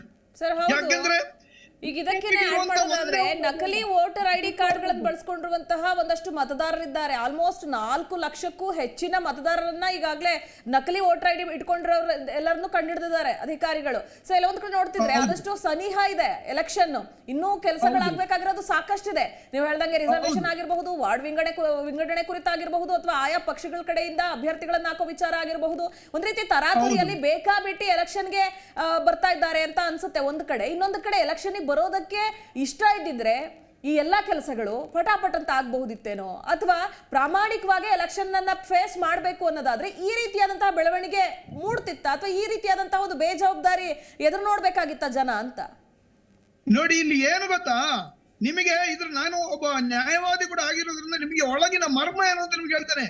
ಬಿಜೆಪಿ ಅವರು 198 ವಾರ್ಡ್ಗಳನ್ನ 243 ಬೇಕಾಬಿಟ್ಟಿಯಾಗಿ ಮಾಡಿದ್ದಾರೆ. ಆಮೇಲೆ ಆ ವಾರ್ಡ್ನಲ್ಲಿರುವ ರಿಸರ್ವೇಶನ್ ಕಟ್ಟಿ ಕೆಲವು ಅಸೆಂಬ್ಲಿ ಕಾನ್ಸ್ಟಿಟ್ಯೂನ್ಸಿಗಳಲ್ಲಿ ಎಲ್ಲಾ ವಾರ್ಡ್ಗಳಲ್ಲಿ ಮಹಿಳೆಯರಿಗೆ ಮಾತ್ರ ಕೊಟ್ಟಿದ್ದಾರೆ. ಯಾಕೆ ಕೊಟ್ಟಿದ್ದಾರೆ ಅಂದ್ರೆ ಬೇರೆ ಏನಕ್ಕಲ್ಲ, ಮಹಿಳೆಯರನ್ನು ಉದ್ಧಾರ ಮಾಡೋ ನಿಟ್ಟಿನಲ್ಲಿ ಅಲ್ಲ. ಯಾಕಂದ್ರೆ ಅಲ್ಲಿ ಅಪೋಸಿಷನ್ ಪೊಲಿಟಿಕಲ್ ಪಾರ್ಟಿಗಳು ಇದನ್ನು ಕ್ವಶನ್ ಮಾಡ್ಬೇಕು. ಅವರು ನ್ಯಾಯಾಲಯಕ್ಕೆ ಹೋಗಿ ಇದನ್ನು ಕ್ವಶನ್ ಮಾಡುವಾಗ ನ್ಯಾಯಾಲಯದಲ್ಲಿ ಇನ್ನಷ್ಟು ವಿಳಂಬ ಆಗ್ಲಿ ಅಂತ ಹೇಳುವಂತ ಉದ್ದೇಶಕ್ಕೆ ಇವರು ಬೇಕಾಬಿಟ್ಟಿಯಾಗಿ ರಿಸರ್ವೇಶನ್ ಗಳನ್ನು ಮಾಡಿದ್ದಾರೆ. ಆಮೇಲೆ ಒಂದು ವಾರ್ಡ್ ನಲ್ಲಿ ಸಪೋಸ್ 60% ಒಂದೇ ಒಂದು ಜಾತಿಯವರ ವೋಟ್ ಇದ್ರೆ ಅವ್ರು ಏನ್ ಮಾಡಿದಾರೆ ಅಂದ್ರೆ ಬೇರೆ ಜಾತಿಯ ಒಂದು ಕ್ಯಾಂಡಿಡೇಟ್ ಅಂದ್ರೆ ಇದು ರಿಸರ್ವೇಶನ್ ಕ್ಯಾಟಗರಿಯಲ್ಲಿ ಬೇರೆಯವ್ರನ್ನ ಹಾಕಿದ್ದಾರೆ. ಯಾಕೆಂದ್ರೆ ಆಗ ಮೆಜಾರಿಟಿ ಆ ಒಂದು ವಾರ್ಡ್ ನಲ್ಲಿರುವಂತ ಮೆಜಾರಿಟಿ ಕಮ್ಯುನಿಟಿ ಯಾರು ಇರ್ತಾರೆ ಅವರಾದ್ರೂ ಕೋರ್ಟಿಗೆ ಹೋಗ್ಲಿ. ಅಂದ್ರೆ ಒಂದು ಪೊಲಿಟಿಕಲ್ ಪಾರ್ಟೀಸ್ ಹೋಗ್ಲಿ, ಇಲ್ಲಾಂದ್ರೆ ಈ ರಿಸರ್ವೇಶನ್ ಇಂದ ಬೇಸತ್ತು ಆ ಒಂದು ವಾರ್ಡ್ ನಲ್ಲಿರುವಂತಹ ಹೆಚ್ಚು ವೋಟರ್ಸ್ ನ ಪೈಕಿ ಯಾರಾದ್ರೂ ಒಬ್ಬರು ಕೋರ್ಟಿಗೆ ಹೋಗಿ ಆದ್ರೂ ಕೋರ್ಟಿಂದ ಇದನ್ನು ತಡೆಯಾಜ್ಞೆ ತರಲಿ. ಹಾಗೆ ಆದ್ರೂ MLA ಗಳ ಒರಿಜಿನಲ್ ಏನು ಪ್ಲಾನ್ ಇದೆಯಲ್ಲ, ಚುನಾವಣೆಯನ್ನು ಮುಂದೂಡಬೇಕು, MLA ಎಲೆಕ್ಷನ್ ನಂತರದಲ್ಲಿ BBMP ಎಲೆಕ್ಷನ್ ಆಗ್ಬೇಕು ಅಂತ ಹೇಳುವ ಆ ಒಂದು ಇಚ್ಛೆ ಈಡೇರಲಿ ಅಂತ ಹೇಳುವ ಮಟ್ಟದಲ್ಲಿ ಎಲ್ಲಾ ರೀತಿಯ ಕುತಂತ್ರಗಳನ್ನು ಈ ನಮ್ಮ ಬಿಜೆಪಿ ಸರ್ಕಾರ ಮಾಡಿದೆ. ಒಂದಲ್ಲ ಎರಡಲ್ಲ, ಎಲ್ಲಾ ರೀತಿಯ ಕುತಂತ್ರಗಳನ್ನು ಮಾಡಿದ್ದಾರೆ. ಆಮೇಲೆ ಅವರದ್ದು ಒಂದೇ ಅಜೆಂಡಾ, ನಮಗೇನು ಜನರು ಬೇಡ, ನಮಗೆ ಜನರ ಓಟು ಬೇಡ, ನಾವು ಯಾರು ಜನ ಕಷ್ಟಪಟ್ಟು ಓಟ್ ಹಾಕಿಸ್ಕೊಂಡು ವಿನ್ ಆಗಿದ್ದಾರೆ ಇಂಡಿಪೆಂಡೆಂಟ್ ಕ್ಯಾಂಡಿಡೇಟ್ಸ್ ಅಥವಾ ಪೊಲಿಟಿಕಲ್ ಪಾರ್ಟೀಸ್ ಇಂದ ಯಾರು ವಿನ್ ಆಗಿ ಬರ್ತಾರೆ ಅವರನ್ನು ನಾವು ಬೈ ಮಾಡ್ತೀವಿ. ಅದಕ್ಕೆ ಇವರು 50%, 60% ಕಮಿಷನ್ ಹೊಡೆದು ಸಾವಿರಾರು ಲಕ್ಷ ಕೋಟಿ ದುಡ್ಡನ್ನು ಈಗಾಗಲೇ ಸ್ಟೋರ್ ಮಾಡಿದೆ. ನಿಮ್ಗೆ ಗೊತ್ತಿದೆ, ಬಿಜೆಪಿನಲ್ಲಿ ಕೇಂದ್ರ ಸರ್ಕಾರದಲ್ಲಿ 10 ಲಕ್ಷ ಕೋಟಿ, ನನಗೆ ಅದ್ರ ಎಷ್ಟು ಸೊನ್ನೆ ಬರ್ತದೆ ಅಂತ ಹೇಳಕ್ಕಾಗಲ್ಲ, 10 ಲಕ್ಷ ಕೋಟಿ ಇವರು ಏನ್ ಮಾಡಿದ್ರೆ ಲೋನ್ ಅನ್ನ ವೇವ್ ಆಫ್ ಮಾಡಿದ್ದಾರೆ. 5 ಲಕ್ಷ ಕೋಟಿ ಕಾರ್ಪೊರೇಟ್ ಟ್ಯಾಕ್ಸ್ ಗಳನ್ನು ವೇವ್ ಆಫ್ ಮಾಡಿದ್ದಾರೆ. ಇದೆಲ್ಲ ಸುಮ್ಮನೆ ಮಾಡಿದಾರ? DHL ಬ್ಯಾಂಕ್ ಇಂದ 27 ಕೋಟಿಯನ್ನ ಬಿಜೆಪಿ ಫಂಡಿಗೆ ಕೊಟ್ಟಿದ್ದಾರೆ. ಅಂದ್ರೆ ಒಂದೊಂದು ಬ್ಯಾಂಕ್ ಲೋನ್ ವೇವರು ಅಲ್ಲಿನೂ ಇವರು 50% ಮಾಡಿದಾರ, 40%, ಅದು ನನ್ನ ಹತ್ರ ಮಾಹಿತಿ ಇಲ್ಲ. ಅಂತೂ ಪ್ರತಿಯೊಂದು ಬ್ಯಾಂಕ್ ಲೋನ್ ಅನ್ನು ಏನು ವೇವ್ ಆಫ್ ಮಾಡಿದ್ದಾರೆ ಅವರಿಂದೆಲ್ಲ ಒಳ್ಳೆ ರೀತಿಯಲ್ಲಿ ಕಮಿಷನ್ ಅನ್ನ ಪಡೆದು ಬಿಜೆಪಿ ಪಾರ್ಟಿಯಲ್ಲಿ ಬೇಕಾದಷ್ಟು ದುಡ್ಡು ಮಾಡಿ ಇಟ್ಕೊಂಡಿದ್ದಾರೆ. They are not interested to go for elections, they are interested only collect money and ಯಾರು ವಿನ್ ಆಗಿರುವಂತ ಕ್ಯಾಂಡಿಡೇಟ್ಗಳ ಬರ್ತೀವಿ. ನೀವು ಈಗಾಗಲೇ ನೋಡಿದ್ರಿ, ಮಹಾರಾಷ್ಟ್ರದಲ್ಲಿ 40 to 50 MLAs 100 ಕೋಟಿ ಅಂದ್ರೆ ಎಷ್ಟು ಸಾವಿರ ಕೋಟಿ ಆಯ್ತು. ಬಿಜೆಪಿಗೆ ದುಡ್ಡಿಗೆ ಯಾವುದೇ ಬರಗಾಲ ಇಲ್ಲ. BJP political party is the richest political party in the world. ಅಷ್ಟು ದುಡ್ಡು ಇನ್ನೊಂದು 10 ತಲೆಮಾರಿಗೆ ಬೇಕಾದಷ್ಟು ದುಡ್ಡನ್ನು ಮಾಡಿಟ್ಕೊಂಡಿದ್ದಾರೆ. ಆಮೇಲೆ ಅವರಿಗೇನು ಜನರ ಬಗ್ಗೆ ಕಾಳಜಿ ಇಲ್ಲ, ಜನರ ಸಮಸ್ಯೆಗಳ ಬಗ್ಗೆ ಕಾಳಜಿ ಇಲ್ಲ, ಪೋರ್ಟ್ ಹೋಲ್ಸ್ ಗಳ ಬಗ್ಗೆ ಕಾಳಜಿ ಇಲ್ಲ. ಆಮೇಲೆ ಜನರು ತಮ್ಮನ್ನು ಒಬ್ಬೊಬ್ಬರನ್ನು ರಿಲಿಜಿಯಸ್ ಅಥವಾ ಜಾತಿ ಆಧಾರದ ಮೇಲೆ ಕೊಂದು ಸತ್ರನೂ ಏನು ಪ್ರಯೋಜನ, ಅವರಿಗೇನು ವರೀಸ ಇಲ್ಲ. ನಾವು ಸ್ಟುಪಿಡ್ ಇದ್ದೇವೆ. ನಾವು ಬಹುಶಃ ಎಲ್ಲ ಒಂದು ಕಡೆಗೆ we have to ask ourselves, are we citizens stupid? ನಾವು ಮೂರ್ಖರಾಗಿದ್ದೇವೋ? ಇದನ್ನೆಲ್ಲ ನೋಡಿಕೊಂಡು ಗ್ರಹಿಸಿಕೊಂಡು ಡೈಲಿ ನಾವು ಇದನ್ನ ಅನುಭವಿಸಿಕೊಂಡು ನಾವು ಇದನ್ನ ಪ್ರಶ್ನೆ ಮಾಡದೇ ಇರುವಂತದ್ದು ಬಹುಶಃ ನಾವು ಮೂರ್ಖರದ್ದು. ಎಲ್ಲ ಒಂದು ಕಡೆಗೆ ನಮ್ಮ ಮೀಡಿಯಾದವರನ್ನು ಕೂಡ ಪರ್ಚೇಸ್ ಮಾಡಿಬಿಟ್ಟಿದ್ದಾರೆ. ರಾಜಕಾರಣಿಗಳನ್ನು ಮಾತ್ರ ಅಲ್ಲ, ಪೊಲಿಟಿಕಲ್ ಲೀಡರ್ಸ್ ಅನ್ನು ಮಾತ್ರ ಅಲ್ಲ, ಮೀಡಿಯಾದವರನ್ನು ಕೂಡ ಬಿಜೆಪಿ ಪರ್ಚೇಸ್ ಮಾಡಿದ್ದಾರೆ. ಅವರಿಗೆ ಬೇಕಾದಂತಹ ರೀತಿಯಲ್ಲಿ ವರದಿ ಮಾಡುವಂತ ಮೀಡಿಯಾ ಹೌಸಸ್ ಅನ್ನು ಕೂಡ ನಾವು ದೇಶದಲ್ಲಿ ನೋಡ್ತಾ ಇದ್ದೇವೆ. ಇದು ಬಹುಶಃ ಶ್ರೀಲಂಕಾದ ಮಾದರಿಯಲ್ಲಿ ನಮ್ಮ ಭಾರತ ಎಲ್ಲೋ ಒಂದು ಕಡೆಗೆ ಮೂವ್ ಆಗ್ತಾ ಇದೆ ಅಂತ ಹೇಳೋದಕ್ಕೆ ಸನಿಹ ಇದೆ. ಇಮಿಡಿಯೇಟ್ ಆಗಿ ಹೋಗಲ್ಲ, ನಮ್ಮ ಆರ್ಥಿಕ ಪರಿಸ್ಥಿತಿ ಚೆನ್ನಾಗಿರೋದ್ರಿಂದ ಇಮಿಡಿಯೇಟ್ ಆಗಿ ಹೋಗಲ್ಲ. ಬಟ್ ಸ್ಲೋ ಪಾಯ್ಸನ್ ಡೆತ್ ಇಂಡಿಯಾಕ್ಕೆ ಮಾಡಿಸ್ತಾ ಇದ್ದಾರೆ. This is not A good development. It is not A good development. Okay sir, ಮತ್ತೆ ನಾನು ನಿಮ್ಮನ್ನ ಮಾತನಾಡಿಸ್ತೀನಿ. ಎಸ್ ರಕ್ಷಿತ್ ಅವರೇ, ಒಂದ್ ಕಡೆ ನನಗನ್ಸುತ್ತೆ ಇಲ್ಲಿ ಸರ್ಕಾರ ನಾವು ಆ ರೀತಿಯಾಗಿಲ್ಲ, ಇದೆಲ್ಲವೂ ಕೂಡ ಸುಳ್ಳು ಆರೋಪ. ಏನು ಸಿದ್ದರಾಮಯ್ಯನವ್ರನ್ನ ಭೇಟಿ ಮಾಡ್ಕೊಂಡು ಬಂದ ಮೇಲೆ ಈ ರೀತಿಯಾದಂತಹ ಲೆಟರ್ ಮೂವ್ ಆಗಿದೆ, ಇಲ್ಲೇ ನೀವು ಅರ್ಥ ಮಾಡ್ಕೊಳ್ಬೇಕು ಅಂತ ಜನರ ದಿಕ್ಕು ತಪ್ಪಿಸೋ ಕೆಲಸವನ್ನ ಮಾಡ್ತಾ ಇದೆ ಅನ್ನೋದು ಮೇಲ್ನೋಟಕ್ಕೆ ಗೊತ್ತಾಗ್ತಾ ಇದೆ. ಸೊ ಇದು ಈ ಒಂದು ಬೆಳವಣಿಗೆ ಅಥವಾ ಈ ಸರ್ಕಾರದ ಈ ಹೇಳಿಕೆ ನಿಮಗೆ ಯಾವ ರೀತಿಯಾಗಿ ಅರ್ಥ ಆಗ್ತಿದೆ? ನಿಮ್ಮ ಅನಲೈಸ್ ಪ್ರಕಾರ ಇಲ್ಲಿ ನಿಜವಾಗ್ಲೂ ಕೂಡ ಗುತ್ತಿಗೆದಾರರ ಒಂದು ಸಂಘದ ಒಂದು ಪತ್ರ ಏನಿದೆಯಲ್ಲ, ಇದರ ಹಿಂದೆ ವಿರೋಧ ಪಕ್ಷದ ಕೈವಾಡ ಇದೆ ಅಂತ ಅನ್ಸುತ್ತಾ? ಕೈವಾಡ ಇದ್ರೆ ಇರ್ಲಿ ಬಿಡಿ ಮೇಡಮ್, ಅವ್ರು ಹೇಳ್ತಾ ಇರೋದು ಸತ್ಯ ಅಲ್ವಾ? ಪತ್ರ ಬರೀತಾ ಇರೋದು ಸತ್ಯ ಅಲ್ವಾ? ಸುಳ್ಳುನೇನು ಗೊತ್ತಿಲ್ವಲ್ಲ. ಈಗ ಮತಾಯಿ ಅವ್ರು ಹೇಳಿದ್ದು ಅಕ್ಷರಶಃ ಅವ್ರು ಏನ್ ಮಾತಾಡಿದ್ರು ಅದು ಖಂಡಿತ ಸತ್ಯ. ಅವ್ರು ಸತ್ಯವಾಗಿ ಪ್ರತಿಯೊಂದು ಹೇಳಿದ ಪಾಯಿಂಟ್ಸ್ ಎಲ್ಲ ಖಂಡಿತವಾಗ್ಲೂ ಕೂಡ ನನ್ನ ಮನಸ್ಸಿನಲ್ಲಿ ಇದ್ದಿದ್ದನ್ನೇ ಅವರೆಲ್ಲ ಹೇಳಿದ್ರು. ಅವ್ರ ಜನರ ಮನಸ್ಸಿನಲ್ಲಿ ಏನಿತ್ತೋ ಅದನ್ನೇ ಅವರು ಮಾತಾಡಿದ್ದು. ಈಗ ಬಿಜೆಪಿ ಸರ್ಕಾರ ನಡ್ಕೊತಾ ಇರೋದು ಅದೇ ರೀತಿ. ಪ್ರತಿಪಕ್ಷದ ಕೆಲಸ ಏನು? ರಾಜ್ಯ ಸರ್ಕಾರದ ಹುಳುಕುಗಳನ್ನ ಬಯಲಿಗೆಳೆಯೋದು. ಹೌದು, ಮೀಟ್ ಮಾಡ್ಕೊಂಡ್ ಬಂದಿರ್ಲಿ ಬಿಡಿ, ಕೊಟ್ಟಿರ್ಲಿ ಬಿಡಿ ಮನವಿಯನ್ನ, ಕರೆಕ್ಟ್ ಅಲ್ವಾ? ಈಗ ಪ್ರತಿಪಕ್ಷ ಮಾಡ್ಬೇಕಾಗಿರತಕ್ಕಂಥದ್ದು ಅದೇ ಅಲ್ವಾ? ಒಬ್ಬ ಸಂಘದ ಅಧ್ಯಕ್ಷನ ಕರೆದು ಅವನಿಗಾಗಿರತಕ್ಕಂಥ ಆತಂಕ ದುಗುಡುಗಳನ್ನ ತಗೊಂಡೋಗಿ ದೂರು ಕೊಡು ಅಂತ ಹೇಳತಕ್ಕಂಥದ್ದೇ ಪ್ರತಿಪಕ್ಷದ ಕೆಲಸ. ಅವರು ಕಾಂಗ್ರೆಸ್ ಆಡಳಿತದಲ್ಲಿದ್ರು ಬಿಜೆಪಿ ಅದನ್ನೇ ಮಾಡ್ಬೇಕಿತ್ತು, ಬಿಜೆಪಿ ಆಡಳಿತದಲ್ಲಿದ್ರು ಕಾಂಗ್ರೆಸ್ ಅದನ್ನೇ ಮಾಡಿದೆ, ಸರಿಯಾಗೇ ಮಾಡಿದೆ. ಇವ್ರು ಬರೀ ಗೂಬೆ ಕೂರಿಸ್ಕೊಂಡು ಕೇವಲ ಕಾಂಗ್ರೆಸ್ ಕಳಿಸಿದ್ದೆ ಸತ್ಯ ಆಗಿದ್ರೆ ಸತ್ಯ ಆಗಿರ್ಲಿ ಬಿಡಿ, ಅದ್ರಲ್ಲಿ ತಪ್ಪೇನಿದೆ? ರಾಜ್ಯ ಸರ್ಕಾರದ ಹುಳುಕುಗಳು, ಇವ್ರಿಗಾಗತಕ್ಕಂತಹ ಸಂಕಷ್ಟಗಳು, ನೋವುಗಳನ್ನ ತಾನೇ ಲಂಚ ತಗೋತಾ ಇದಾರೆ ಅಂತ ಸತ್ಯವನ್ನೇ ತಾನೇ ಅವ್ರದ್ದು ಕಂಪ್ಲೇಂಟ್ ಕೊಟ್ಟಿರಂತಕ್ಕಂಥದ್ದು. ಅದನ್ನ ಒಪ್ಕೊಳ್ಳಿ. ಆಮೇಲೆ ಆಮೇಲೆ ಈಗ ಈ ದೂರುಗಳನ್ನ ಕಾಂಟ್ರಾಕ್ಟರ್ಸ್ ಅಸೋಸಿಯೇಷನ್ ಸರ್ಕಾರಕ್ಕೆ ಕೊಟ್ಟಾಗ ಸರ್ಕಾರ ಈ ಸಮಸ್ಯೆಗಳನ್ನ ಬಗೆಹರಿಸಿದ್ರೆ ಅವರು ಅಪೋಸಿಷನ್ ಪಾರ್ಟಿ ಅಥವಾ ಸಿದ್ದರಾಮಯ್ಯ ಹತ್ರ ಹೋಗೋ ಅವಶ್ಯಕತೆ ಇರ್ಲಿಲ್ಲಲ್ಲ.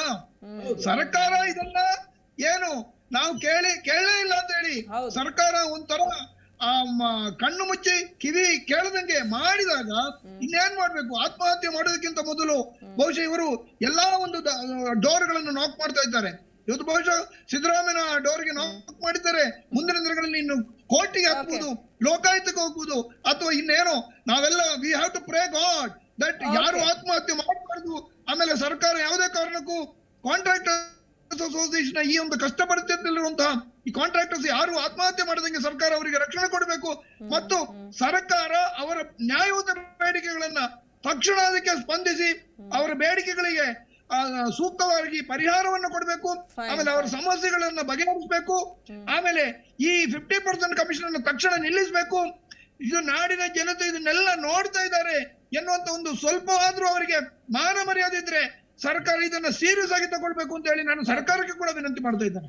ಸರ್, ಮೊದಲನೇದಾಗಿ ಏನ್ ಸಮಸ್ಯೆ ಆಗ್ತಾ ಇದೆ ಈ ಒಂದು ದೂರಿನಲ್ಲಿ, ಪತ್ರದಲ್ಲಿ ಏನು ನಿನ್ನೆಯಷ್ಟೇ ಕೊಟ್ಟಿರುವಂತಹ ಈ ಪತ್ರದಲ್ಲಿ ಯಾವೆಲ್ಲ ವಿಚಾರಗಳನ್ನ ಮೇನ್ ಈ ರೀತಿ ಸಮಸ್ಯೆ ಆಗ್ತಾ ಇದೆ ಸರ್ಕಾರದ ಕಡೆಯಿಂದಲ್ಲ, ಅಥವಾ ಈಗ ಗುತ್ತಿಗೆದಾರರಿಗೆ, ಯಾಕಂದ್ರೆ ಸಣ್ಣ ಪುಟ್ಟ ಗುತ್ತಿಗೆದಾರರು ಇರ್ತಾರೆ, ಹೈ ಪ್ರೊಫೈಲ್ ಗುತ್ತಿಗೆದಾರರು ಇರ್ತಾರೆ, ಏನ್ ಹೇಳ್ತೀರಿ? ಈಗ BBMPಯಲ್ಲಿ ಒಂದು ಈ ವಿಷಯದಲ್ಲಿ ಸಮಸ್ಯೆ ಯಾವ ಥರ ಉಂಟಾಗಿದೆ ಅಂದರೆ, ನಮ್ಮ ಏನು ಈಗ ಸರ್ಕಾರದಿಂದ ಅನುದಾನ ಬರುತ್ತೆ, ಆ ಅನುದಾನನ ಈ ಒಂದು ಪ್ಯಾಕೇಜ್ ಅಂತ ಮಾಡ್ತಾರೆ. ಪ್ಯಾಕೇಜ್ ಅಂತ ಮಾಡಿದ್ರೆ ಸೀಮಿತವಾಗಿ ಕೆಲವು ಗುತ್ತಿಗೆದಾರರ ಮೇಲೆ ಮಾತ್ರ ಇದು ಅನ್ವಯಿಸುತ್ತೆ. ಬಟ್ ಅವರು ನಮ್ಮ ಗುತ್ತಿಗೆದಾರರೇ, ಅವ್ರನ್ನ ನಾವು ಅದು ಬೇಡ ಅಂತ ನಾವು ಹೇಳೋಕ್ಕಾಗಲ್ಲ. ಇಲ್ಲಿ ಈ ಉದ್ದೇಶ, ಇವರು ಈ ಪ್ಯಾಕೇಜ್ ಕರೆಯೋ ಉದ್ದೇಶ ಏನು ಅಂದರೆ, ಈ ಸಣ್ಣದ ಸ್ಪಿಟ್ ಕೆಲಸಗಳನ್ನ ಮಾಡಿ ಟೆಂಡರ್ ಕರೆದ್ರೆ ಇದು ನಮ್ಮ ಕೈಗೆ ಸಿಗಲ್ಲ. ಅವ್ರು ಏನೋ ಒಂದು ಸೀಮಿತವಾದ ಒಂದು ಹಣವನ್ನು ಕೊಡ್ತಾರೆ. ಆ ಹಣವನ್ನು ಕೊಟ್ಟರೆ ಇವ್ರಿಗೆ ಸಮಾಧಾನ ಆಗಲ್ಲ, ಹೊಟ್ಟೆ ತುಂಬಲ್ಲ, ಇವರ ಆಸೆ ನೀಗೋದಿಲ್ಲ. ಆ ಥರದಲ್ಲಾಗಿ ಇದೇನು ಮಾಡ್ತಾರೆ, ಪ್ಯಾಕೇಜ್ ಅಂತ ಕರ್ಕೊಳ್ತಾರೆ. ಅಂದರೆ ಎಂಟೈರ್ ಬೆಂಗಳೂರಲ್ಲಿ 198 ವಾರ್ಡ್ ಈಗ ಸದ್ಯಕ್ಕೆ, ಈ ಮುಂದಿನ ದಿನಗಳಲ್ಲಿ ಅದು ಹೆಚ್ಚಾಗುತ್ತೆ. ಆ 198 ವಾರ್ಡ್ಗೂ ಒಂದೊಂದು ಸಬ್ ಡಿವಿಷನ್ ಪೂರ್ತಿ, ಹೆಚ್ಚು ಕಡಿಮೆ ಒಂದು ಡಿವಿಷನ್ ಪೂರ್ತಿ, ಅಂದರೆ ಒಂದು ಡಿವಿಷನಲ್ಲಿ ಒಂದು 4-5 ಈ ಥರ ಟೆಂಡರ್ಗಳನ್ನ ಕರೀತಾರೆ. ಈ ಟೆಂಡರ್ಗಳನ್ನ ಕರೆದಾಗ ಕೆಲವ್ರಿಗೆ ಮಾತ್ರ ಸೀಮಿತವಾದವ್ರಿಗೆ ಅದು ಎಲಿಜಿಬಲ್ ಇದೆ ಅಂತ ಒಂದು ಮಾಡ್ಕೊಳ್ತಾರೆ. ಹೆಂಗೆ, ಯಾವ ಆಧಾರದ ಮೇಲೆ ಎಲಿಜಿಬಿಲಿಟಿ ಗುರುತಿಸ್ತಿದ್ದಾರೆ ಅವರು? ವರ್ಕ್ ಡನ್ನು ಮತ್ತು ಫೈನಾನ್ಷಿಯಲ್ಲು, ಇನ್ಫ್ಲೂಯೆನ್ಸ್ ನಡೆಯುತ್ತಾ? ಅದಿದೆ, ಅದು ಪರೋಕ್ಷವಾಗಿ. ಕೆಲವು ಸಾರ್ತಿ ಎಲ್ಲ ಇದ್ರೂ ಅದನ್ನು ಇವ್ರಿಗೆ ಬೇಕಾದವ್ರಿಗೆ ಕೊಡಬೇಕು ಅಂದರೆ ಇದನ್ನು ವಜಾ ಮಾಡ್ತಾರೆ. ಅಂಥ ಒಂದು ಸನ್ನಿವೇಶನೂ ಇದೆ ಇಲ್ಲಿ. ಇವ್ರಿಗೆ ಬೇಕಾದ ಗುತ್ತಿಗೆದಾರರಿಗೆ ನೇಮಕ ಮಾಡಬೇಕು ಅಂದರೆ ಅವ್ರದನ್ನ ವಜಾ ಮಾಡಿ ಇವರಿಗೆ ಟೆಂಡರ್ ನಿಲ್ಲಿಸೋ ಅಂಥ ಒಂದು ನಿಯಮಗಳನ್ನು ಹೌದೌದು ವಾಮ ಮಾರ್ಗದಲ್ಲಿ ಅದು ನಡೀತಾ ಇದೆ. ಇದರಿಂದ ಸಣ್ಣ ಗುತ್ತಿಗೆದಾರರಿಗೆ ಏನು ಅನುಕೂಲ ಆಗ್ತಾ ಇಲ್ಲ. ಈ ಪ್ಯಾಕೇಜಿನವರು ಅವರು ನಮ್ಮ ಗುತ್ತಿಗೆದಾರರೇ. ನಾನು ಈ ಮೂಲಕ ಒಂದು ಆರೋಪ ಮಾಡೋದು ಏನಂದರೆ, ನೀವು ಪ್ಯಾಕೇಜ್ ಮಾಡಿ 40-50% ಅಂತ ಒಂದು ನಮ್ಮಲ್ಲಿ ಒಂದು ಕ್ಯಾಲ್ಕುಲೇಷನ್ ಆಗಿದೆ. ಅದನ್ನು ಬೇಕಾದರೆ ಸುಮಾರು ಒಂದು 30-32 ಟೇಬಲ್ಲು ಅದನ್ನು ಈ ಫೈಲ್ಗಳನ್ನು ಮೂವ್ಮೆಂಟ್ ಆಗೋದು ಅಂತ. ಆ ಫೈಲ್ಗಳು ಅಷ್ಟು ಮೂವ್ಮೆಂಟ್ ಆದಾಗ ಎಲ್ಲರ ಹತ್ರನೂ ನಾವು ಯಾವುದನ್ನೇ ಅವ್ರ ಟೇಬಲ್ಗೆ ಫೈಲ್ ಮುಡ್ದವ್ರಿಗೆಲ್ಲ ನಾವು ಹಣ ಕೊಟ್ಕೊಂಡು ಬರಬೇಕಾಗುತ್ತೆ. ಅದು ಪ್ರಮಾಣ ಎಷ್ಟು ಅನ್ನೋದು ಅದು ಆಯಾ ವರ್ಗದವ್ರಿಗೆ ಸಂಬಂಧಪಟ್ಟಿರುತ್ತೆ.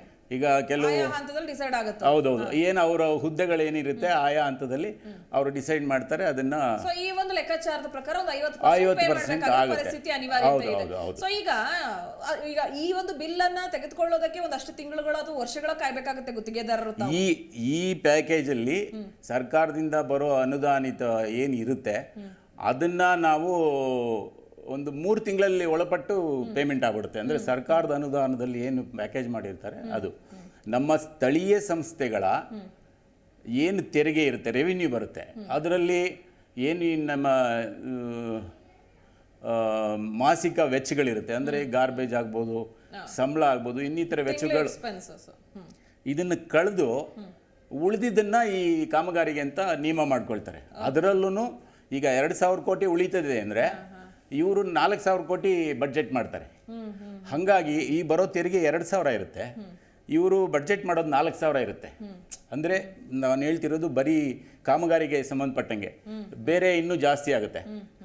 ಆಗ ಏನಾಗುತ್ತೆ, ಈ ಪೇಮೆಂಟ್ ಅಂತರ ಜಾಸ್ತಿ ಆಗ್ತಾ ಹೋಗುತ್ತೆ.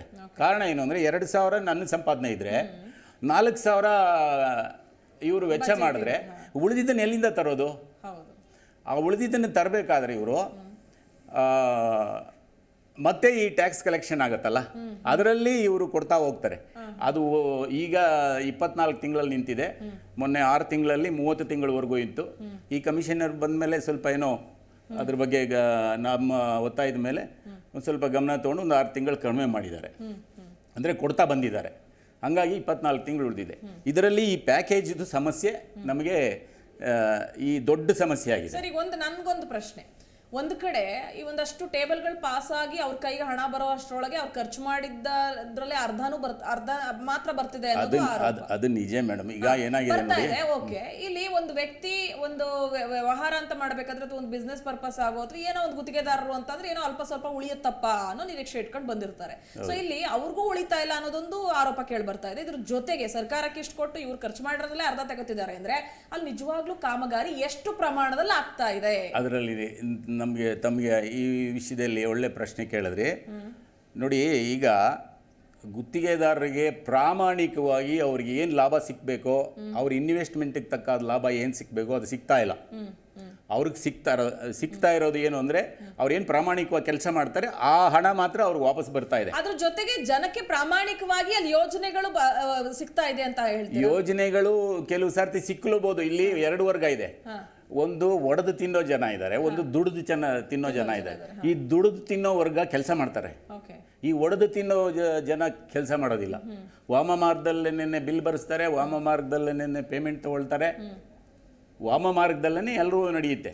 ಅಲ್ಲಿ ಕೆಲಸದ ಪ್ರಮಾಣ ಯಾರೂ ಪ್ರಶ್ನೆ ಮಾಡೋಕ್ಕಾಗಲ್ಲ. ನೋಡಿ, ನಿಮಗೊಂದು ವಿಷಯ ಹೇಳ್ತೀನಿ. ಈಗ ಎಲ್ಲ AE ಆಗ್ಬೋದು, AEE ಆಗ್ಬೋದು, ಎಕ್ಸಿಕ್ಯೂಟಿವ್ ಇಂಜಿನಿಯರು, CE ಎಲ್ಲರೂ ಆಗ್ಬೋದು. ಇಲ್ಲಿ ಇವರು ಮಾಡೋ ಪ್ಯಾಕೇಜು ಸುಮಾರು 2,000 ಪುಟ 3,000 ಪುಟ ಇರುತ್ತೆ. ಅವ್ರು ಮಾಡೋ ಕೆಲಸ ನಾನು ಇದು ಯಾವುದು ಇವಾಗ ಚೆಕ್ ಮೆಜರ್ಮೆಂಟ್ ಆಗ್ತಿದ್ದೀನಿ ಅಂತ ಅವ್ರಿಗೆ ಯಾವುದೂ ಗೊತ್ತಿರೋದಿಲ್ಲ. ಆ ಸ್ಥಳನೇ ಗೊತ್ತಿರಲ್ಲ ಅವ್ರಿಗೆ. ಯಾರೋ PMC ಮಾಡೋರು ಅದನ್ನು ಮಾಡ್ತಾರೆ, ಪ್ರಿಪೇರ್ ಮಾಡಿರ್ತಾರೆ. ಇವರು ಅದು ಕಣ್ಣು ಮುಚ್ಚಿಕೊಂಡು ಹೆಬ್ಬೆಟ್ಟೊತ್ತೋ ಅಂತ ಕೆಲಸಗಳನ್ನ ಮಾಡ್ತಾರೆ. ಕಾರಣ ಎಷ್ಟು ಅಂದರೆ ಈಗ ಕಾಂಟ್ರಾಕ್ಟರ್ಗಳಲ್ಲಿ ಇಲ್ಲಿ ಕಿಂಚಿತ್ತೂ ತಪ್ಪಿಲ್ಲ. ಕಾರಣ ಏನು ಅಂದರೆ ಈ ವ್ಯವಸ್ಥೆನ ಆ ಥರ ರೂಢಿಸ್ಕೊಂಡಿದ್ದಾರೆ. ಈಗ ಕೆಲವು ಸತಿ ಶಾಸಕರುಗಳು ಹಿಂದೆ ಎಲ್ಲನೂ KRIDL ಸಂಸ್ಥೆ ಕೊಡ್ತಾ ಇದ್ರು. ಈಗ ಮಾನ್ಯ ನ್ಯಾಯಾಲಯ ಅಲ್ಲಿಗೆ KRIDLಗೆ ಕಾಮಗಾರಿ ವಹಿಸಬಾರ್ದು ಅಂತೇಳಿ ಒಂದು ಆದೇಶ ಮಾಡಿದ್ರು. ಆ ಪ್ರಕಾರವಾಗಿ ಈಗ ಪ್ಯಾಕೇಜ್ ಅನ್ನೋ ಸಿಸ್ಟಮನ್ನು ತೊಗೊಂಬಂದರು. ಮೊದಲು ಯಾವ ಥರ ಮಾಡ್ತಿದ್ರು, ಒಂದೇ ಸಿಂಗಲ್ ವರ್ಕು. ನೀವು 150 ಕೋಟಿ ಆದರೂ ಮಾಡಿ, 400 ಕೋಟಿ ಆದರೂ ಮಾಡಿ, 1000 ಕೋಟಿ ಆದರೂ ಸಿಂಗಲ್ ವರ್ಕು. ಅದನ್ನು ಒಂದೇ ಕೆಲಸ ಮಾಡಬೇಕಾಗತ್ತೆ, ಅದು ಅನಿವಾರ್ಯ.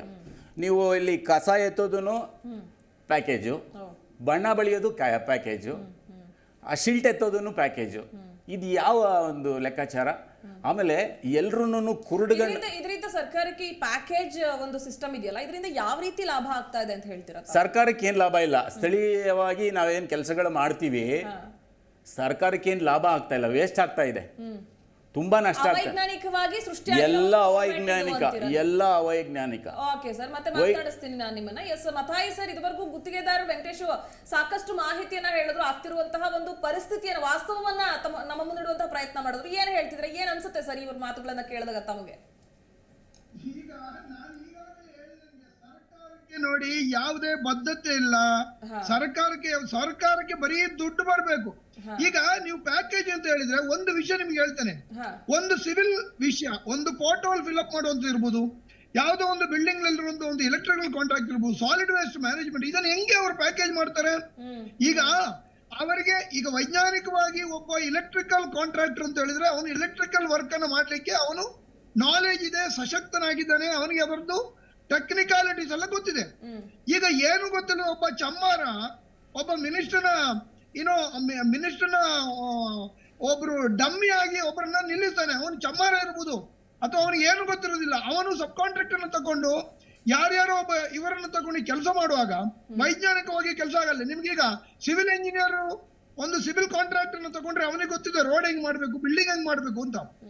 ಏನು ಗೊತ್ತಿಲ್ಲದ ಒಬ್ಬ ಮಿನಿಸ್ಟರ್ ಚಮಚನಿಗೆ ಕಾಂಟ್ರಾಕ್ಟರ್ನ ಇವರು ಕೊಡಿಸಿದರೆ ಅವನ್ ಏನ್ ಮಾಡ್ತಾನೆ, ಅವನು ಮಾಡುವಂತ ಈ ರೋಡ್ಗಳಲ್ಲಿ ಪೋರ್ಟ್ ಆಗಿಂದಾಗಿ ಬರುದು. ಆಮೇಲೆ ಅವನಿಗೆ ಏನು ಗೊತ್ತಿಲ್ಲದವನಿಗೆ ಇದು ಕೊಡುದ್ರಿಂದ ಅವನು ಎಷ್ಟು ಬೇಕಾದ್ರೂ ಪರ್ಸೆಂಟೇಜ್ ಕಮಿಷನ್ ಕೊಡ್ಲಿಕ್ಕೆ ರೆಡಿ ಆಗಿರ್ತಾನೆ. ಹೌದು, ವೈಜ್ಞಾನಿಕವಾಗಿ ಕೆಲಸ ಮಾಡುವ ಒಬ್ಬ ಸಿವಿಲ್ ಕಾಂಟ್ರಾಕ್ಟರ್ಗೆ ಅವನಿಗೆ ಗೊತ್ತಿದೆ ಅವನಿಗೆ ಸಿಗುವಂತದ್ದು 10% ಅಥವಾ 20%. ಉಳಿದ ಎಲ್ಲಾ ದುಡ್ಡನ್ನು ಅವನು ಈ ಪೋರ್ಟಲ್ ಫಿಲ್ಅಪ್ ಅಥವಾ ರೋಡ್ ಕೆಲಸಕ್ಕೆ ಹಾಕ್ಬೇಕು ಅಂತ ಅವ್ರಿಗೆ ಗೊತ್ತಿರ್ತದೆ. Same electrical contractor. ಈಗ ಏನು ಗೊತ್ತಿಲ್ಲದ ಒಬ್ಬನಿಗೆ ನಿಮ್ಗೆ ಎಲೆಕ್ಟ್ರಿಕಲ್ ವರ್ಕು ಪ್ಯಾಕೇಜ್ ಅಲ್ಲಿ ಬರ್ತದೆ, ಸಿವಿಲ್ ವರ್ಕು ಪ್ಯಾಕೇಜ್ ಅಲ್ಲಿ ಬರ್ತದೆ, ಸಾಲಿಡ್ ವೇಸ್ಟ್ ಪ್ಯಾಕೇಜ್ ಅಲ್ಲಿ ಬರ್ತದೆ, ಗಾರ್ಬೇಜ್ ಡಿಸ್ಪೋಸಲ್ ಅದಲ್ಲೇ ಬರ್ತದೆ, ಸಿವರೇಜ್ ಅಥವಾ ಡ್ರೈನೇಜ್ ಈ ರೀತಿ ಕಂಬೈನ್ ಮಾಡಿದ್ರೆ ಅವನಲ್ಲಿ ಎಕ್ಸ್ಪರ್ಟೈಸ್ ಇರುವುದಿಲ್ಲ. ಅವನು ಎಲ್ಲೋ ಇರುವಂತ ಕ್ಯಾಶುವಲ್ ಲೇಬರರ್ಸ್ ಗಳನ್ನ ತಕೊಂಡೋಗಿ ಅವನಿಗೆ ಮನಸೋ ಇಚ್ಛ ಏನು ಗೊತ್ತಿರ್ತದೆ ಅವರ ಮೇಲೆ ಬಿಟ್ಟಿರ್ತಾರೆ. ಯಾವನೊಬ್ಬ ಪೀಸ್ ವರ್ಕ್ ಬಿಲ್ಡಿಂಗ್ ಸರ್ ಒಂದನ್ಸುತ್ತೆ, ಈಗ ಹಿಂದಿನ ಸರ್ಕಾರಗಳು ಮಾಡ್ಕೊಂಡು ಬಂದಂತಹ ಒಂದು ವ್ಯವಸ್ಥೆಯನ್ನ ಬದಲು ಮಾಡ್ತಾ ಇದೆ ಈಗಿರುವಂತಹ ಸರ್ಕಾರ ಅಥವಾ ಮುಂದೆ ಬರುವಂತಹ ಸರ್ಕಾರಗಳಾಗಿರಬಹುದು ಮಾಡ್ತಿದ್ದಾವೆ ಅಂತ ಆದ್ರೆ ಇದರಿಂದ ಅಟ್ಲೀಸ್ಟ್ ಒಂದು ಸಾಮಾನ್ಯ ಜ್ಞಾನ ಬೇಕಲ್ವಾ ಸರ್? ಈಗ ಪ್ಯಾಕೇಜ್ ಸಿಸ್ಟಮ್ ಅನ್ನ ಈ ಸರ್ಕಾರ ತಂದಿದೆ ಅಂತ ಆದ್ರೆ ಇದರಿಂದ ಸರ್ಕಾರಕ್ಕೆ ಒಳ್ಳೇದಾಗ್ತಿದ್ಯಾ ಅಥವಾ ಗುತ್ತಿಗೆದಾರರ ಅನುಕೂಲ ಆಗ್ತಿದ್ಯಾ ಅಥವಾ ಜನಕ್ಕೆ ಅನುಕೂಲ ಆಗ್ತಿದ್ಯಾ ಅನ್ನೋ ಒಂದು ಕಾಮನ್ ಸೆನ್ಸ್ ಬೇಡವಾ ಸರ್? ಅಟ್ಲೀಸ್ಟ್ ತಜ್ಞರ ಸಮಿತಿ ಈಗಾಗಲೇ ಹೈಕೋರ್ಟ್ ಇಂದ ಒಂದು ಆರ್ಡರ್ ಕೂಡ ಆಗಿದೆ. ಕರ್ನಾಟಕ ಸರ್ಕಾರ ಸ್ವತಃ ಮುಖ್ಯಮಂತ್ರಿ ಅವರ ನೇತೃತ್ವದಲ್ಲಿ ನಡೆದಂತ ಒಂದು ಮಿನಿಟ್ಸ್ ಆಫ್ ದ ಮೀಟಿಂಗ್ ಇದ್ದು ಕೂಡ ಇವನು ಮುಖ್ಯಮಂತ್ರಿಯಿಂದ ಇದು ಆಗಿದೆ 1 ಕೋಟಿಗಿಂತ ಹೆಚ್ಚಿನ ಯಾವುದೇ ಈ ರೀತಿ ಪ್ಯಾಕೇಜ್ ಅನ್ನ ಮಾಡಬಾರದು ಅಂತ ಹೇಳುದು. ಬಹುಶಃ ಕಾಂಟ್ರಾಕ್ಟರ್ ಅಸೋಸಿಯೇಷನ್ ಅವರ ರೆಪ್ರೆಸೆಂಟೇಷನ್ ಮೇಲೆ ಈ ರೀತಿ ಒಂದು ಆದೇಶ ಮಾಡಿದ್ದಾರೆ. ಇತ್ತೀಚೆಗೆ ಬಹುಶಃ ನಿಮಗೆ ಏನು ಅಶ್ವಥ್ ನಾರಾಯಣ ಅವರ ಕೇಸ್ನಲ್ಲಿ ಅವ್ರು ಯಾವುದೋ ಒಂದು ಟೆಂಡರ್ ಅನ್ನು ಕರೆದಿದ್ರು 28 ಕೋಟಿ 28 ಕೋಟಿನ 30 ಕೋಟಿ 2 ಟೆಂಡರ್ ಗಳನ್ನು ಕರೆದಾಗ ಈ ವಿಷಯ ಜಾರಿಗೆ ಬಂದಿತ್ತು. 1 ಕೋಟಿಗಿಂತ ಹೆಚ್ಚಿನ ಇದನ್ನು ಮಾಡಬಹುದು. ಬಹುಶಃ ವೆಂಕಟೇಶ್ ಅವರು ಲೈನ್ ಅಲ್ಲಿ ಇದ್ದಾರೆ. He is the right person to talk on this. ಮುಖ್ಯಮಂತ್ರಿ ಅವರ ಸ್ವತಃ ಆದೇಶ ಮಾಡಿದ್ದಾರೆ. ಮಂಜುನಾಥ್ ಪ್ರಸಾದ್ ಅವರು ಅದಕ್ಕೆ ಸೈನ್ ಮಾಡಿಕೊಂಡು ಅರ್ಬನ್ ಡೆವಲಪ್ಮೆಂಟ್ ಡಿಪಾರ್ಟ್ಮೆಂಟ್ ಕೊಟ್ಟಿದ್ದಾರೆ. 1 ಕೋಟಿಗಿಂತ ಹೆಚ್ಚಿನ ಇದನ್ನ ನೀವು ಪ್ಯಾಕೇಜ್ ಮಾಡುವಂಗಿಲ್ಲ.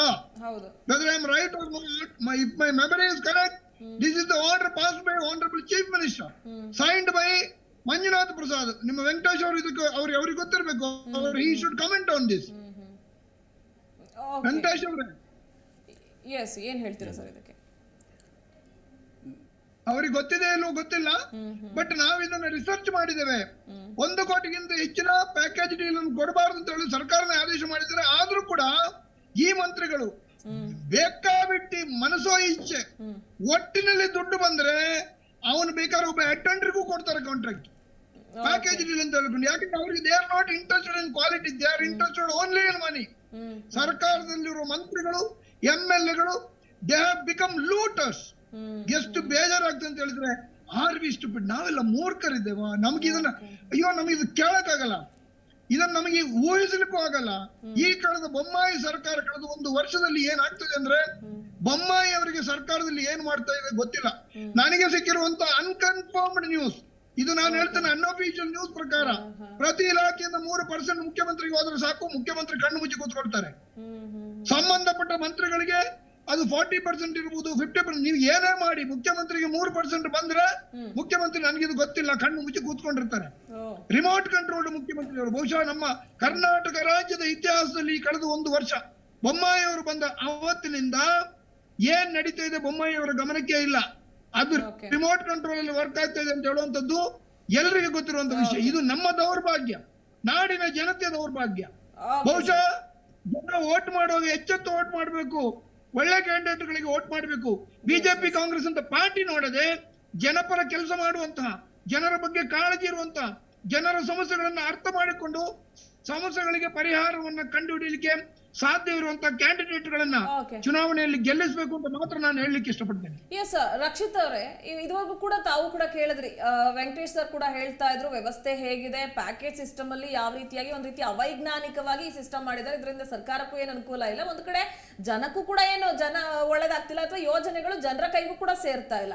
ಏನ್ ಅನ್ಸುತ್ತೆ ಇಲ್ಲಿ ಒಂದು ಕಡೆ ವಿರೋಧ ಪಕ್ಷ ಈಗ, ಯಾಕೆಂದ್ರೆ ನಾನು ಆಗ್ಲೇ ಕೇಳಿದೆ ಮತಾಯಿ ಸರ್ ಹತ್ರನೂ ಕೂಡ ಅದನ್ನೇ ಕೇಳಿದೆ ನಾನು, ಏನಂತ ಈಗ ಏನು ಹಿಂದಿನ ಸರ್ಕಾರಗಳು ಮಾಡ್ಕೊಂಡ್ ಬಂದಿರುವಂತಹ ಒಂದು ರೂಲ್ಸ್ ಅಂಡ್ ರೆಗ್ಯುಲೇಷನ್ಸ್ ಅಥವಾ ಒಂದು ಫಾರ್ಮ್ಯಾಟ್ ಅನ್ನ ಈಗಿನ ಸರ್ಕಾರ ಬದಲಾಯಿಸುತ್ತೆ ಅಂದ್ರೆ ಅಟ್ಲೀಸ್ಟ್ ಅದರಲ್ಲಿ ಏನಾದ್ರೂ ಒಂದು ಅನುಕೂಲ ಇರಬೇಕು. ಇಲ್ಲ ಜನಕ್ಕೆ ಒಳ್ಳೇದಾಗೋ ರೀತಿ ಇರಬೇಕು, ಅಥವಾ ಗುತ್ತಿಗೆದಾರರು ಏನು ಗುತ್ತಿಗೆ ತಗೊಂಡು ಒಂದಷ್ಟು ಯೋಜನೆಗಳನ್ನ ಮಾಡೋದಕ್ಕೆ ಮುಂದೆ ಬರ್ತಾರಲ್ಲ ಅವ್ರಿಗೇನಾದ್ರೂ ಇದರಿಂದ ಒಂದಷ್ಟು ನ್ಯಾಯ ಒದಗಿಸ್ಕೊಡ್ಬೇಕು. ಸೊ ಇದು ಯಾವುದೂ ಇಲ್ಲದೆ ಸುಖ ಸುಮ್ಮನೆ ಅವೈಜ್ಞಾನಿಕವಾಗಿ ಏನೇನೋ ಫಾರ್ಮ್ಯಾಟ್ಗಳನ್ನ ರೂಢಿ ಮಾಡ್ಕೊಳ್ತಾರೆ ಅಂತ ಆದ್ರೆ ಇಲ್ಲಿ ನಿಜವಾಗ್ಲೂ ಕೂಡ ಒಂದು ಬದ್ಧತೆ ಇದೆಯಾ, ಸಂಬಂಧಪಟ್ಟ ಇಲಾಖೆಗೆ ಬದ್ಧತೆ ಇದೆಯಾ ಅಥವಾ ಅಧಿಕಾರಿಗಳಿಗೆ ಬದ್ಧತೆ ಇದೆಯಾ, ಯಾರನ್ನ ದೂರ್ಬೇಕಿಲ್ಲಿ ಜನ ಅಂತ ಆಗಿದ್ರೆ? ಎಲ್ಲದಕ್ಕೂ ಗುತ್ತಿಗೆದಾರರನ್ನ ಮತ್ತೆ ಅಧಿಕಾರಿಗಳನ್ನೇ ದೂರ್ತಾರೆ. ಈ ದೂರವಾಗ ಏನು ತಪ್ಪಿದೆ ಅಂತ ನಮಗೆ ಅನಿಸ್ತಾ ಇಲ್ಲ. ಯಾಕೆಂದರೆ ಪ್ರಾಮಾಣಿಕವಾಗಿ ಕೆಲಸ ಮಾಡೋರು ಸುಮಾರು ನಾವು 75% ಗುತ್ತಿಗೆದಾರರಿದ್ದೀವಿ. ಇನ್ನೊಂದು ತಮ್ಮ ಮೂಲಕ ಹೇಳೋದೇನು ಅಂದರೆ, ಈಗ ಗುತ್ತಿಗೆದಾರರನ್ನು ನೋಂದಣಿ ಮಾಡ್ತಾರಲ್ಲ, ಎಲ್ಲ ಪ್ಯಾಕೇಜ್ಗೋಸ್ಕರನೇ ಮಾಡಿಸ್ಕೊಳ್ಳಿ. ಸಣ್ಣ ಗುತ್ತಿಗೆದಾರ ಕ್ಲಾಸ್ 4, ಕ್ಲಾಸ್ 3, ಕ್ಲಾಸ್ 2 ಎಲ್ಲ ಏನಕ್ಕೆ ಮಾಡ್ಬೇಕು ಇವರು? ಅಥವಾ ನಾವು ಕೇಳೋದು ಒಂದೇ, ಏನು ಈ ನಮ್ಮ ಅನುಪಾತದಂತೆ ಟೆಂಡರ್ ಕರೆಯಲಿ. ಈಗ ಒಂದು 100 ಕೋಟಿ ಇದ್ದರೆ ಅವನಿಗೊಂದು ಕ್ಲಾಸ್ 4 ರಿಜಿಸ್ಟ್ರೇಷನ್ ಮಾಡ್ತಾರೆ. ಇವತ್ತು ಅವ್ರಿಗೆ ಎಲಿಜಿಬಲ್ ಒಂದು ಕೆಲಸ ಸಿಗೋದಿಲ್ಲ. 1 ಲಕ್ಷದವರೆಗೂ ಅವ್ರಿಗೆ ಅಥವಾ 4 ಲಕ್ಷದವರೆಗೂ ಒಂದು ಇರುತ್ತೆ. ಅಥವಾ ಇವ್ರು ಕ್ಲಾಸ್ 3ಗೆ 10 ಲಕ್ಷದವರೆಗೂ ಇರುತ್ತೆ. ಅಷ್ಟು ಕರೆಯೋದೇ ಇಲ್ಲ. ಒಂದು ಇಡೀ BBMPಯಲ್ಲಿ ಇವತ್ತು ನೀವು ಹುಡುಕಾಡ್ಕೊಂಡ್ರೂ 100 ಕೆಲಸ ಸಿಗೋದಿಲ್ಲ ಆ ಥರ. ಅದನ್ನು ಈ ಕ್ಲಾಸ್ 1 ಅವರ ಮತ್ತು ಇನ್ನೊಂದು ಯಾರೋ ಒಂದು ಮುಖಾಂತರ ಅಥವಾ ಬೇರೆ ಥರದಲ್ಲಿ KRIDLಗೆ ವಹಿಸೋದು ಅಥವಾ ಬೇರೆ ಡಿಪಾರ್ಟ್ಮೆಂಟ್ ವಹಿಸೋದು ಈ ಥರದಲ್ಲಿ ಮಾಡ್ಕೋತಾರೆ. ಅವಾಗ ಇವರು ರಿಜಿಸ್ಟ್ರ್ಗಳನ್ನ ಏನು ಮಾಡ್ತಾರೆ? ಕಂಟ್ರಾಕ್ಟ್ರುಗಳಿಗೆ ರಿಜಿಸ್ಟ್ರೇಷನ್ ಅಂತ ಕೊಟ್ಟ ಮೇಲೆ ಅವ್ರು ಏನಕ್ಕೋಸ್ಕರ ಬರ್ತಾರೆ? ಏನೋ ಒಂದು ಈ ಉದ್ಯೋಗ ಸಿಗದಂಥ ಕಾಲದಲ್ಲಿ ನಾವು ಈ ಉದ್ಯೋಗನಾದರೂ ಆರಿಸ್ಕೊಳ್ಳೋಣ, ಇದ್ರ ಮೂಲಕ ಆದರೂ ಏನೋ ಒಂದು ಜೀವನಕ್ಕೆ ಒಂದು ದಾರಿ ಕಂಡುಕೊಳ್ಳೋಣ ಅಂತ ಬರ್ತಾರೆ. ನೀವು ಲೈಸೆನ್ಸ್ ರಿಜಿಸ್ಟ್ರೇಷನ್ ಮಾಡ್ತೀರಾ, ಅವರು 1 ಲಕ್ಷ ರೂಪಾಯಿ ಸುಮಾರು ಇನ್ನೂ ಹೆಚ್ಚಿಗೆ ಖರ್ಚು ಮಾಡ್ತಾರೆ. ಮತ್ತು ಏನು ನಮ್ಮ ಬ್ಯಾಂಕ್ ಸಾಲ್ವೆನ್ಸಿನೇ 5 ಲಕ್ಷ 10 ಲಕ್ಷ ಹಿಂಗೆ ಬ್ಯಾಂಕಲ್ಲಿ ದುಡ್ಡು ಇಟ್ಟರೆ ಅದನ್ನು ಕೊಡೋದು. ಅದನ್ನು ಸಾಲ ಮಾಡಿ ಬ್ಯಾಂಕಲ್ಲಿ ಇಟ್ಬಿಟ್ಟು ಮತ್ತು ಸಾಲ್ವೆನ್ಸಿ ತೊಗೊಂಡು ಅದಕ್ಕೆ ಬಡ್ಡಿ ಕಟ್ಟಿ ಇದೆಲ್ಲ ಎಂತೆಂಥದ್ದು ಕಷ್ಟಪಟ್ಟು ಅವ್ರು ಬಂದಿರ್ತಾರೆ. ಅವ್ರಿಗೆ ಕೆಲಸ ಸಿಗದಿದ್ದಾಗ ಏನಾಗುತ್ತೆ? ಎಲ್ಲವೂ ನೀವು ಪ್ಯಾಕೇಜ್ ಮಾಡಿ ಇಂಥದ್ದನ್ನು ಪ್ಯಾಕೇಜ್ ಕರಿತಿದ್ದೀರಾ ಅಂದರೆ ಒಂದೊಂದು ವಾರ್ಡಲ್ಲಿ ಒಂದೊಂದು ಪೂರ್ತಿ ಒಂದೊಂದು ಸಬ್ ಡಿವಿಷನಲ್ಲಿ ಪ್ಯಾಕೇಜ್ ಕರೀದ ಅದರಷ್ಟು ಅವೈಜ್ಞಾನಿಕ ಮತ್ತು ಅಮಾನುಷ ಬೇರೆ ಒಂದಿಲ್ಲ. ಓಕೆ ಸರ್, ಮತ್ತೆ ಮಾತಾಡ್ಸಿ. ರಕ್ಷಿತ್ ಅವರೇ, ಈ ಅವೈಜ್ಞಾನಿಕ ಸಿಸ್ಟಮ್ ಫಾರ್ಮ್ಯಾಟ್, ಪ್ಯಾಕೇಜ್ ಫಾರ್ಮ್ಯಾಟ್ ಇದೆಯಲ್ಲ, ಇದ್ರ ಬಗ್ಗೆ ತಮಗೇನು ಅನ್ಸುತ್ತೆ, ಏನು ಹೇಳ್ತೀರಿ? ಖಂಡಿತ ಸಾಮಾನ್ಯ ನಾಗರಿಕನಾಗಿ ಪ್ಯಾಕೇಜ್ ಸಿಸ್ಟಮ್ ಅನ್ನೋದು ಮತಾಯ ಅವ್ರು ಹೇಳ್ದಂಗೆ ತುಂಬಾ ಅವೈಜ್ಞಾನಿಕವೇ. ಈಗ ಒಬ್ಬ ಕಾಂಟ್ರಾಕ್ಟರ್ಗೆ ಅವನಿಗೆ ಎಷ್ಟು ಬೇಕೋ, ಅವನಿಗೆ ಒಂದು ಟಾರ್ ಹಾಕ್ಸ್ಬೇಕು ಅಂತಂದ್ರೆ ಅವನಿಗೆ ಟಾರ್ ಎಲ್ಲಿ ಸಿಗುತ್ತೆ, ಮಿಕ್ಸಿಂಗ್ ಎಲ್ಲಿ ಸಿಗುತ್ತೆ, ಲೋಡ್ ಜಲ್ಲಿ ಎಲ್ಲಿ ಸಿಗುತ್ತೆ ಅದೆಲ್ಲ ಗೊತ್ತಿರುತ್ತೆ. ಅದ್ರ ಪಕ್ಕದಲ್ಲಿ ಬರತಕ್ಕಂತ ಮೋರಿ ಕ್ಲೀನ್ ಅವನಿಗೆ ಕೊಟ್ಬಿಟ್ರೆ, ಅದ್ರ ಪಕ್ಕದಲ್ಲಿ ಬರತಕ್ಕಂತ ಬೆಸ್ಕಾಂ ಮೇಲೆ ಬೀಳತಕ್ಕಂತ ಗರಿ ಕಟ್ ಮಾಡ್ಬೇಕು ಅನ್ನೋ ಕೆಲಸನ ಅವನಿಗೆ ಕೊಟ್ಬಿಟ್ರೆ ಅವನಿಗೆ ಅದರಲ್ಲಿ ಇದೇ ಇರಲ್ಲ, ಅವನಿಗೆ ಜ್ಞಾನವೇ ಇರೋದಿಲ್ಲ. ಆವಾಗ ಒಂದು ಕೆಲಸ ಸಂಪೂರ್ಣವಾಗಿ ಕಂಪ್ಲೀಟ್ ಆಗೋದಿಲ್ಲ. ಮತ್ತೆ ಇಲ್ಲಿ ಏನ್ ನಡೀತಾ ಇದೆ ಗೊತ್ತಾ ಮೇಡಮ್? ಮೇನ್ ಲಂಚಕ್ಕೆ ಕಾರಣ ಹೆಂಗ್ ನಡೀತಾ ಇದೆ ಅಂದ್ರೆ, ಒಂದು ಕಾಮಗಾರಿಯನ್ನ ಸಂಬಂಧಪಟ್ಟ ಇಲಾಖೆಯ AE, JE, AEE ಇವರೆಲ್ಲ ಪರೀಕ್ಷಿಸಿ ಅನುಮೋದನೆ ಕೊಟ್ಟಿರ್ತಾರೆ. ಆ ಇಲಾಖೆಗೆ ಸಂಬಂಧಪಟ್ಟಂತ EPW ಸಂಬಂಧಪಟ್ಟಂತವ್ರು ಅನುಮೋದನೆ ಕೊಟ್ಟಿರ್ತಾರೆ. ಈ ಮಧ್ಯದಲ್ಲಿ ಯಾವ್ದೋ ಒಂದು ಜಲಮಂಡಳಿ ಬರುತ್ತೆ. ಅವನು ಲಂಚಕ್ಕೋಸ್ಕರ ಇನ್ನೊಬ್ಬ ಏನ್ ಮಾಡ್ತಾನೆ, ಆ ಇಲಾಖೆಗೆ ಸಂಬಂಧಪಟ್ಟ ಮತ್ತೆ AE, JE, AEE ಅವರು ಇವರೆಲ್ಲ ಬಂದು ಮತ್ತೊಮ್ಮೆ ಅನುಮೋದನೆ ಕೇಳುವಂಥದ್ದು. ಅವನು ಮುಗೀತು, ಅವನಿಗೆ ಲಂಚ ಹೋಯ್ತು ಅಥವಾ ಅವನಿಂದ ಒಂದು ಅನುಮೋದನೆ ಪಡ್ಕೊಂಡ್ರು. ಈಗ ಮತ್ತೆ ಇನ್ನೊಬ್ಬ ಯಾರೋ ಒಬ್ಬ ಸ್ಯಾನಿಟರಿ ಅವ್ನು ಬರ್ತಾನೆ, ಆ ಇಲಾಖೆಗೆ ಸಂಬಂಧಪಟ್ಟವನು ಬರ್ತಾನೆ, ಅವನೊಂದು ರೆಸ್ಟ್ರಿಕ್ಷನ್ಸ್ ಅನ್ನ ತರ್ತಾನೆ, ಅಧಿಕಾರಿಗಳು ಬರ್ತಾರೆ. ಹಿಂಗೆ ಇಲಾಖೆಗಳೆಲ್ಲ ಇವರಿಗೆ ಗುತ್ತಿಗೆದಾರರಿಗೆ ಕಿರುಕುಳ ಕೊಡೋದ್ ಬೇಕು, ಲಂಚ ಪಡಿಬೇಕು ಅನ್ನೋ ಉದ್ದೇಶದಿಂದಾನೆ ಆ ಒಂದು ಇಲಾಖೆಗೆ ಸಂಬಂಧಪಟ್ಟಂತ ಕೆಲಸವನ್ನ ಬಿಟ್ಟ ಅಧಿಕಾರಿಗಳು ಬೇರೆ ಇಲಾಖೆ ಅಧಿಕಾರಿಗಳೆಲ್ಲ ಬಂದು ಇವರಿಗೆ ಕಿರುಕುಳ ಕೊಡುವಂತದ್ದು. ಕಿರುಕುಳ ಕೊಟ್ಟು ಕೊಟ್ಟು ಕೊಟ್ಟು ಕೊಟ್ಟು ಹಿಂಗೆ ಒಂದು 5-6 ಇಲಾಖೆಗಳೆಲ್ಲ ಇವರಿಗೆಲ್ಲ ಮುತ್ತಿಗೆ ಹಾಕಿ ಈಗ ಒಂದು ಲಂಚಗುಳಿತನ, ಭ್ರಷ್ಟಾಚಾರ ಬಹಳ ಒಂದು ವಿರೂಪ ಮಟ್ಟದಲ್ಲಿ ಬೆಳೆದು ನಿಂತಿದೆ. ಮತ್ತೆ ಬೆಂಗಳೂರಲ್ಲಿ ಹೇಳ್ತೀವಿ, ಒಂದು ಮಾತು ಹೇಳಿ, ಬೆಂಗಳೂರಿನಲ್ಲಿ ಒಂದು 50 ಕೋಟಿ 100 ಕೋಟಿ ಇದ್ರೆ ಇವತ್ತು ಒಂದು ಒಳ್ಳೆ ಬಿಸ್ನೆಸ್ ಮಾಡ್ಬೇಕು ಅಂತಂದ್ರೆ, ಏನಾದ್ರು ಒಂದು ಇನ್ವೆಸ್ಟ್ ಮಾಡಿ ಬಿಸ್ನೆಸ್ ಮಾಡ್ಬೇಕು ಅಂತಂದ್ರೆ ಒಂದು 10% ಮಾರ್ಜಿನ್ ಲಾಭ ಸಿಗುತ್ತೆ ಯಾವ್ದೇ ಬಿಸ್ನೆಸ್ ಅಲ್ಲಿ. ಈಗ ನಮ್ದು ಒಂದು ಜಿಮ್ ಇದೆ, ನಾನೊಬ್ಬ ವಕೀಲ, ಪಾರ್ಟ್ ಟೈಮ್ ವಕೀಲ, ಮತ್ತೊಬ್ಬ ಹೋರಾಟಗಾರ, ಸಾಮಾಜಿಕ ಹೋರಾಟಗಾರ, 3-4 ಮಾಡ್ತೀನಿ, ಬೇರೆ ಬೇರೆ ಬಿಸ್ನೆಸ್ ಮಾಡ್ತೀನಿ. ಎಲ್ಲ ಯಾವ್ದೇ ಇನ್ವೆಸ್ಟ್ಮೆಂಟ್ ಮಾಡಿದ್ರು 10-15% ಲಾಭ ಸಿಗುತ್ತೆ. ಲಾಭ ಇದ್ರೆ ಮಾತ್ರ ಒಂದು ಇನ್ವೆಸ್ಟ್ ಮಾಡ್ತೀವಿ. ಒಂದು 100 ಕೋಟಿ ಅಥವಾ ಒಂದು 50 ಕೋಟಿ ಇತ್ತು, ಒಂದು ಒಳ್ಳೆ ಬಿಸ್ನೆಸ್ ಮಾಡ್ಬೇಕು ಬೆಂಗಳೂರಿನಲ್ಲಿ ಅಂತಂದ್ರೆ ಇವತ್ತು ರಾಜಕಾರಣಿ ಆಗ್ಬಿಟ್ರೆ ಬೆಸ್ಟ್. ರಾಜಕಾರಣದಲ್ಲಿ ಇರತಕ್ಕಂತ ಲಾಭ ಯಾವ್ದ್ರಲ್ಲೂ ಇಲ್ಲ. 100 ಕೋಟಿ ಹಾಕಿದ್ರೆ ನಿಮ್ಗೆ 1000 ಕೋಟಿ ಪ್ರಾಫಿಟ್.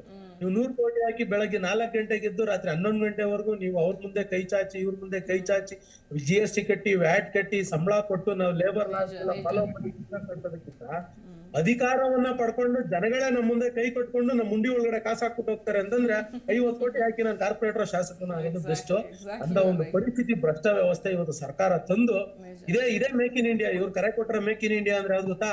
ಇದೇ make in India. Make in ಇಂಡಿಯಾದಲ್ಲಿ ಇವ್ರಿಂದ ಜೈಕಾರ ಹಾಕೊಂಡು ನಿರುದ್ಯೋಗ ಸಮಸ್ಯೆಯನ್ನ ಸೃಷ್ಟಿ ಮಾಡಿ, ಇವ್ರಿಂದ ಜೈಕಾರ ಹಾಕೊಂಡು ಹೋರಾಟಗಾರರಾಗಿ ಇವ್ರು ಬಾವುಟ ಹಿಡ್ಕೊಂಡು ಧ್ವಜ ಹಿಡ್ಕೊಂಡು ಕಾರ್ಯಕರ್ತರಾಗಿ ನಿರುದ್ಯೋಗಿಗಳೇ ಒಂದು ಇವರಿಂದ ಅಲಿಬೇಕು.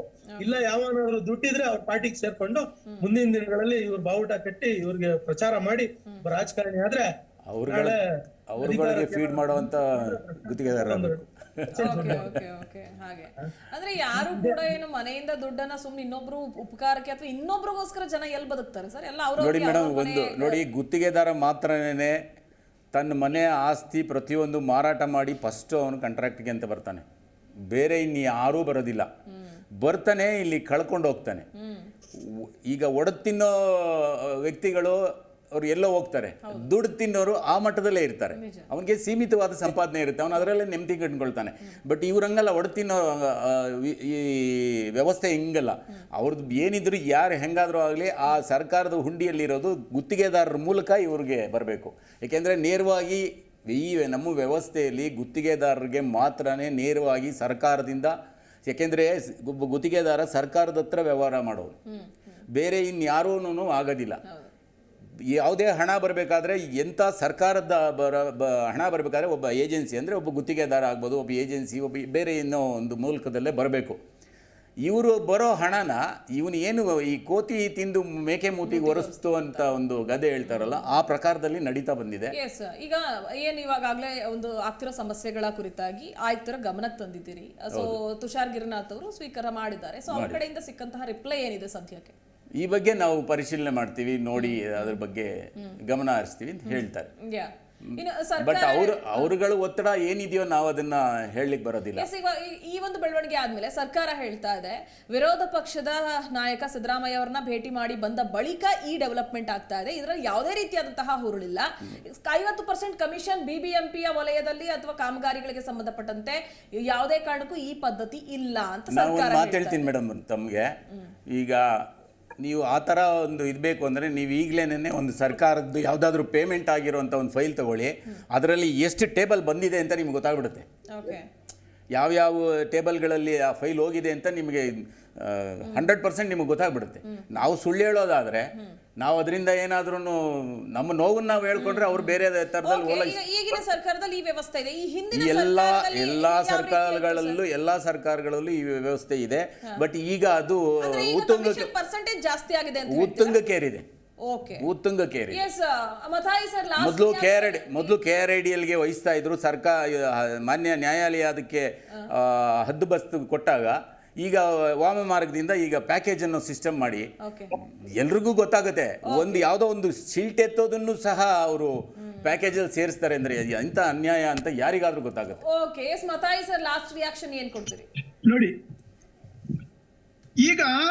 ನೋಡಿ ಒಂದು ವಿಷಯ ನಮಗೆ ನಮ್ಮ ಕಣ್ಣ ಮುಂದೆ ಬರ್ತಿರುವಂತದ್ದು, ನಾವು ಪತ್ರಿಕೆಗಳಲ್ಲಿ ಹೋಗ್ಬೋದು ಅಂತ ಇರ್ಬೋದು, ಆಮೇಲೆ ಕಾಂಟ್ರಾಕ್ಟ್ ಅಸೋಸಿಯೇಷನ್ ಅವರು ಈಗ ಆರೋಪ ಮಾಡ್ತಿರುವಂತಂದ್ರೆ ಕಳೆದ 1 ವರ್ಷಗಳ ಹಿಂದೆ ಬಹುಶಃ ಪ್ರಧಾನಮಂತ್ರಿ ಅವರು ಎದೆ ಮುಟ್ಟಿ ಹಿಂಗೆ ಹೇಳ್ತಾ ಇದ್ರು, ಕರ್ನಾಟಕ ಮೇ 10% ಸರ್ಕಾರ ಹೇ ಅಂತ ಹೇಳ್ಕೊಂಡು.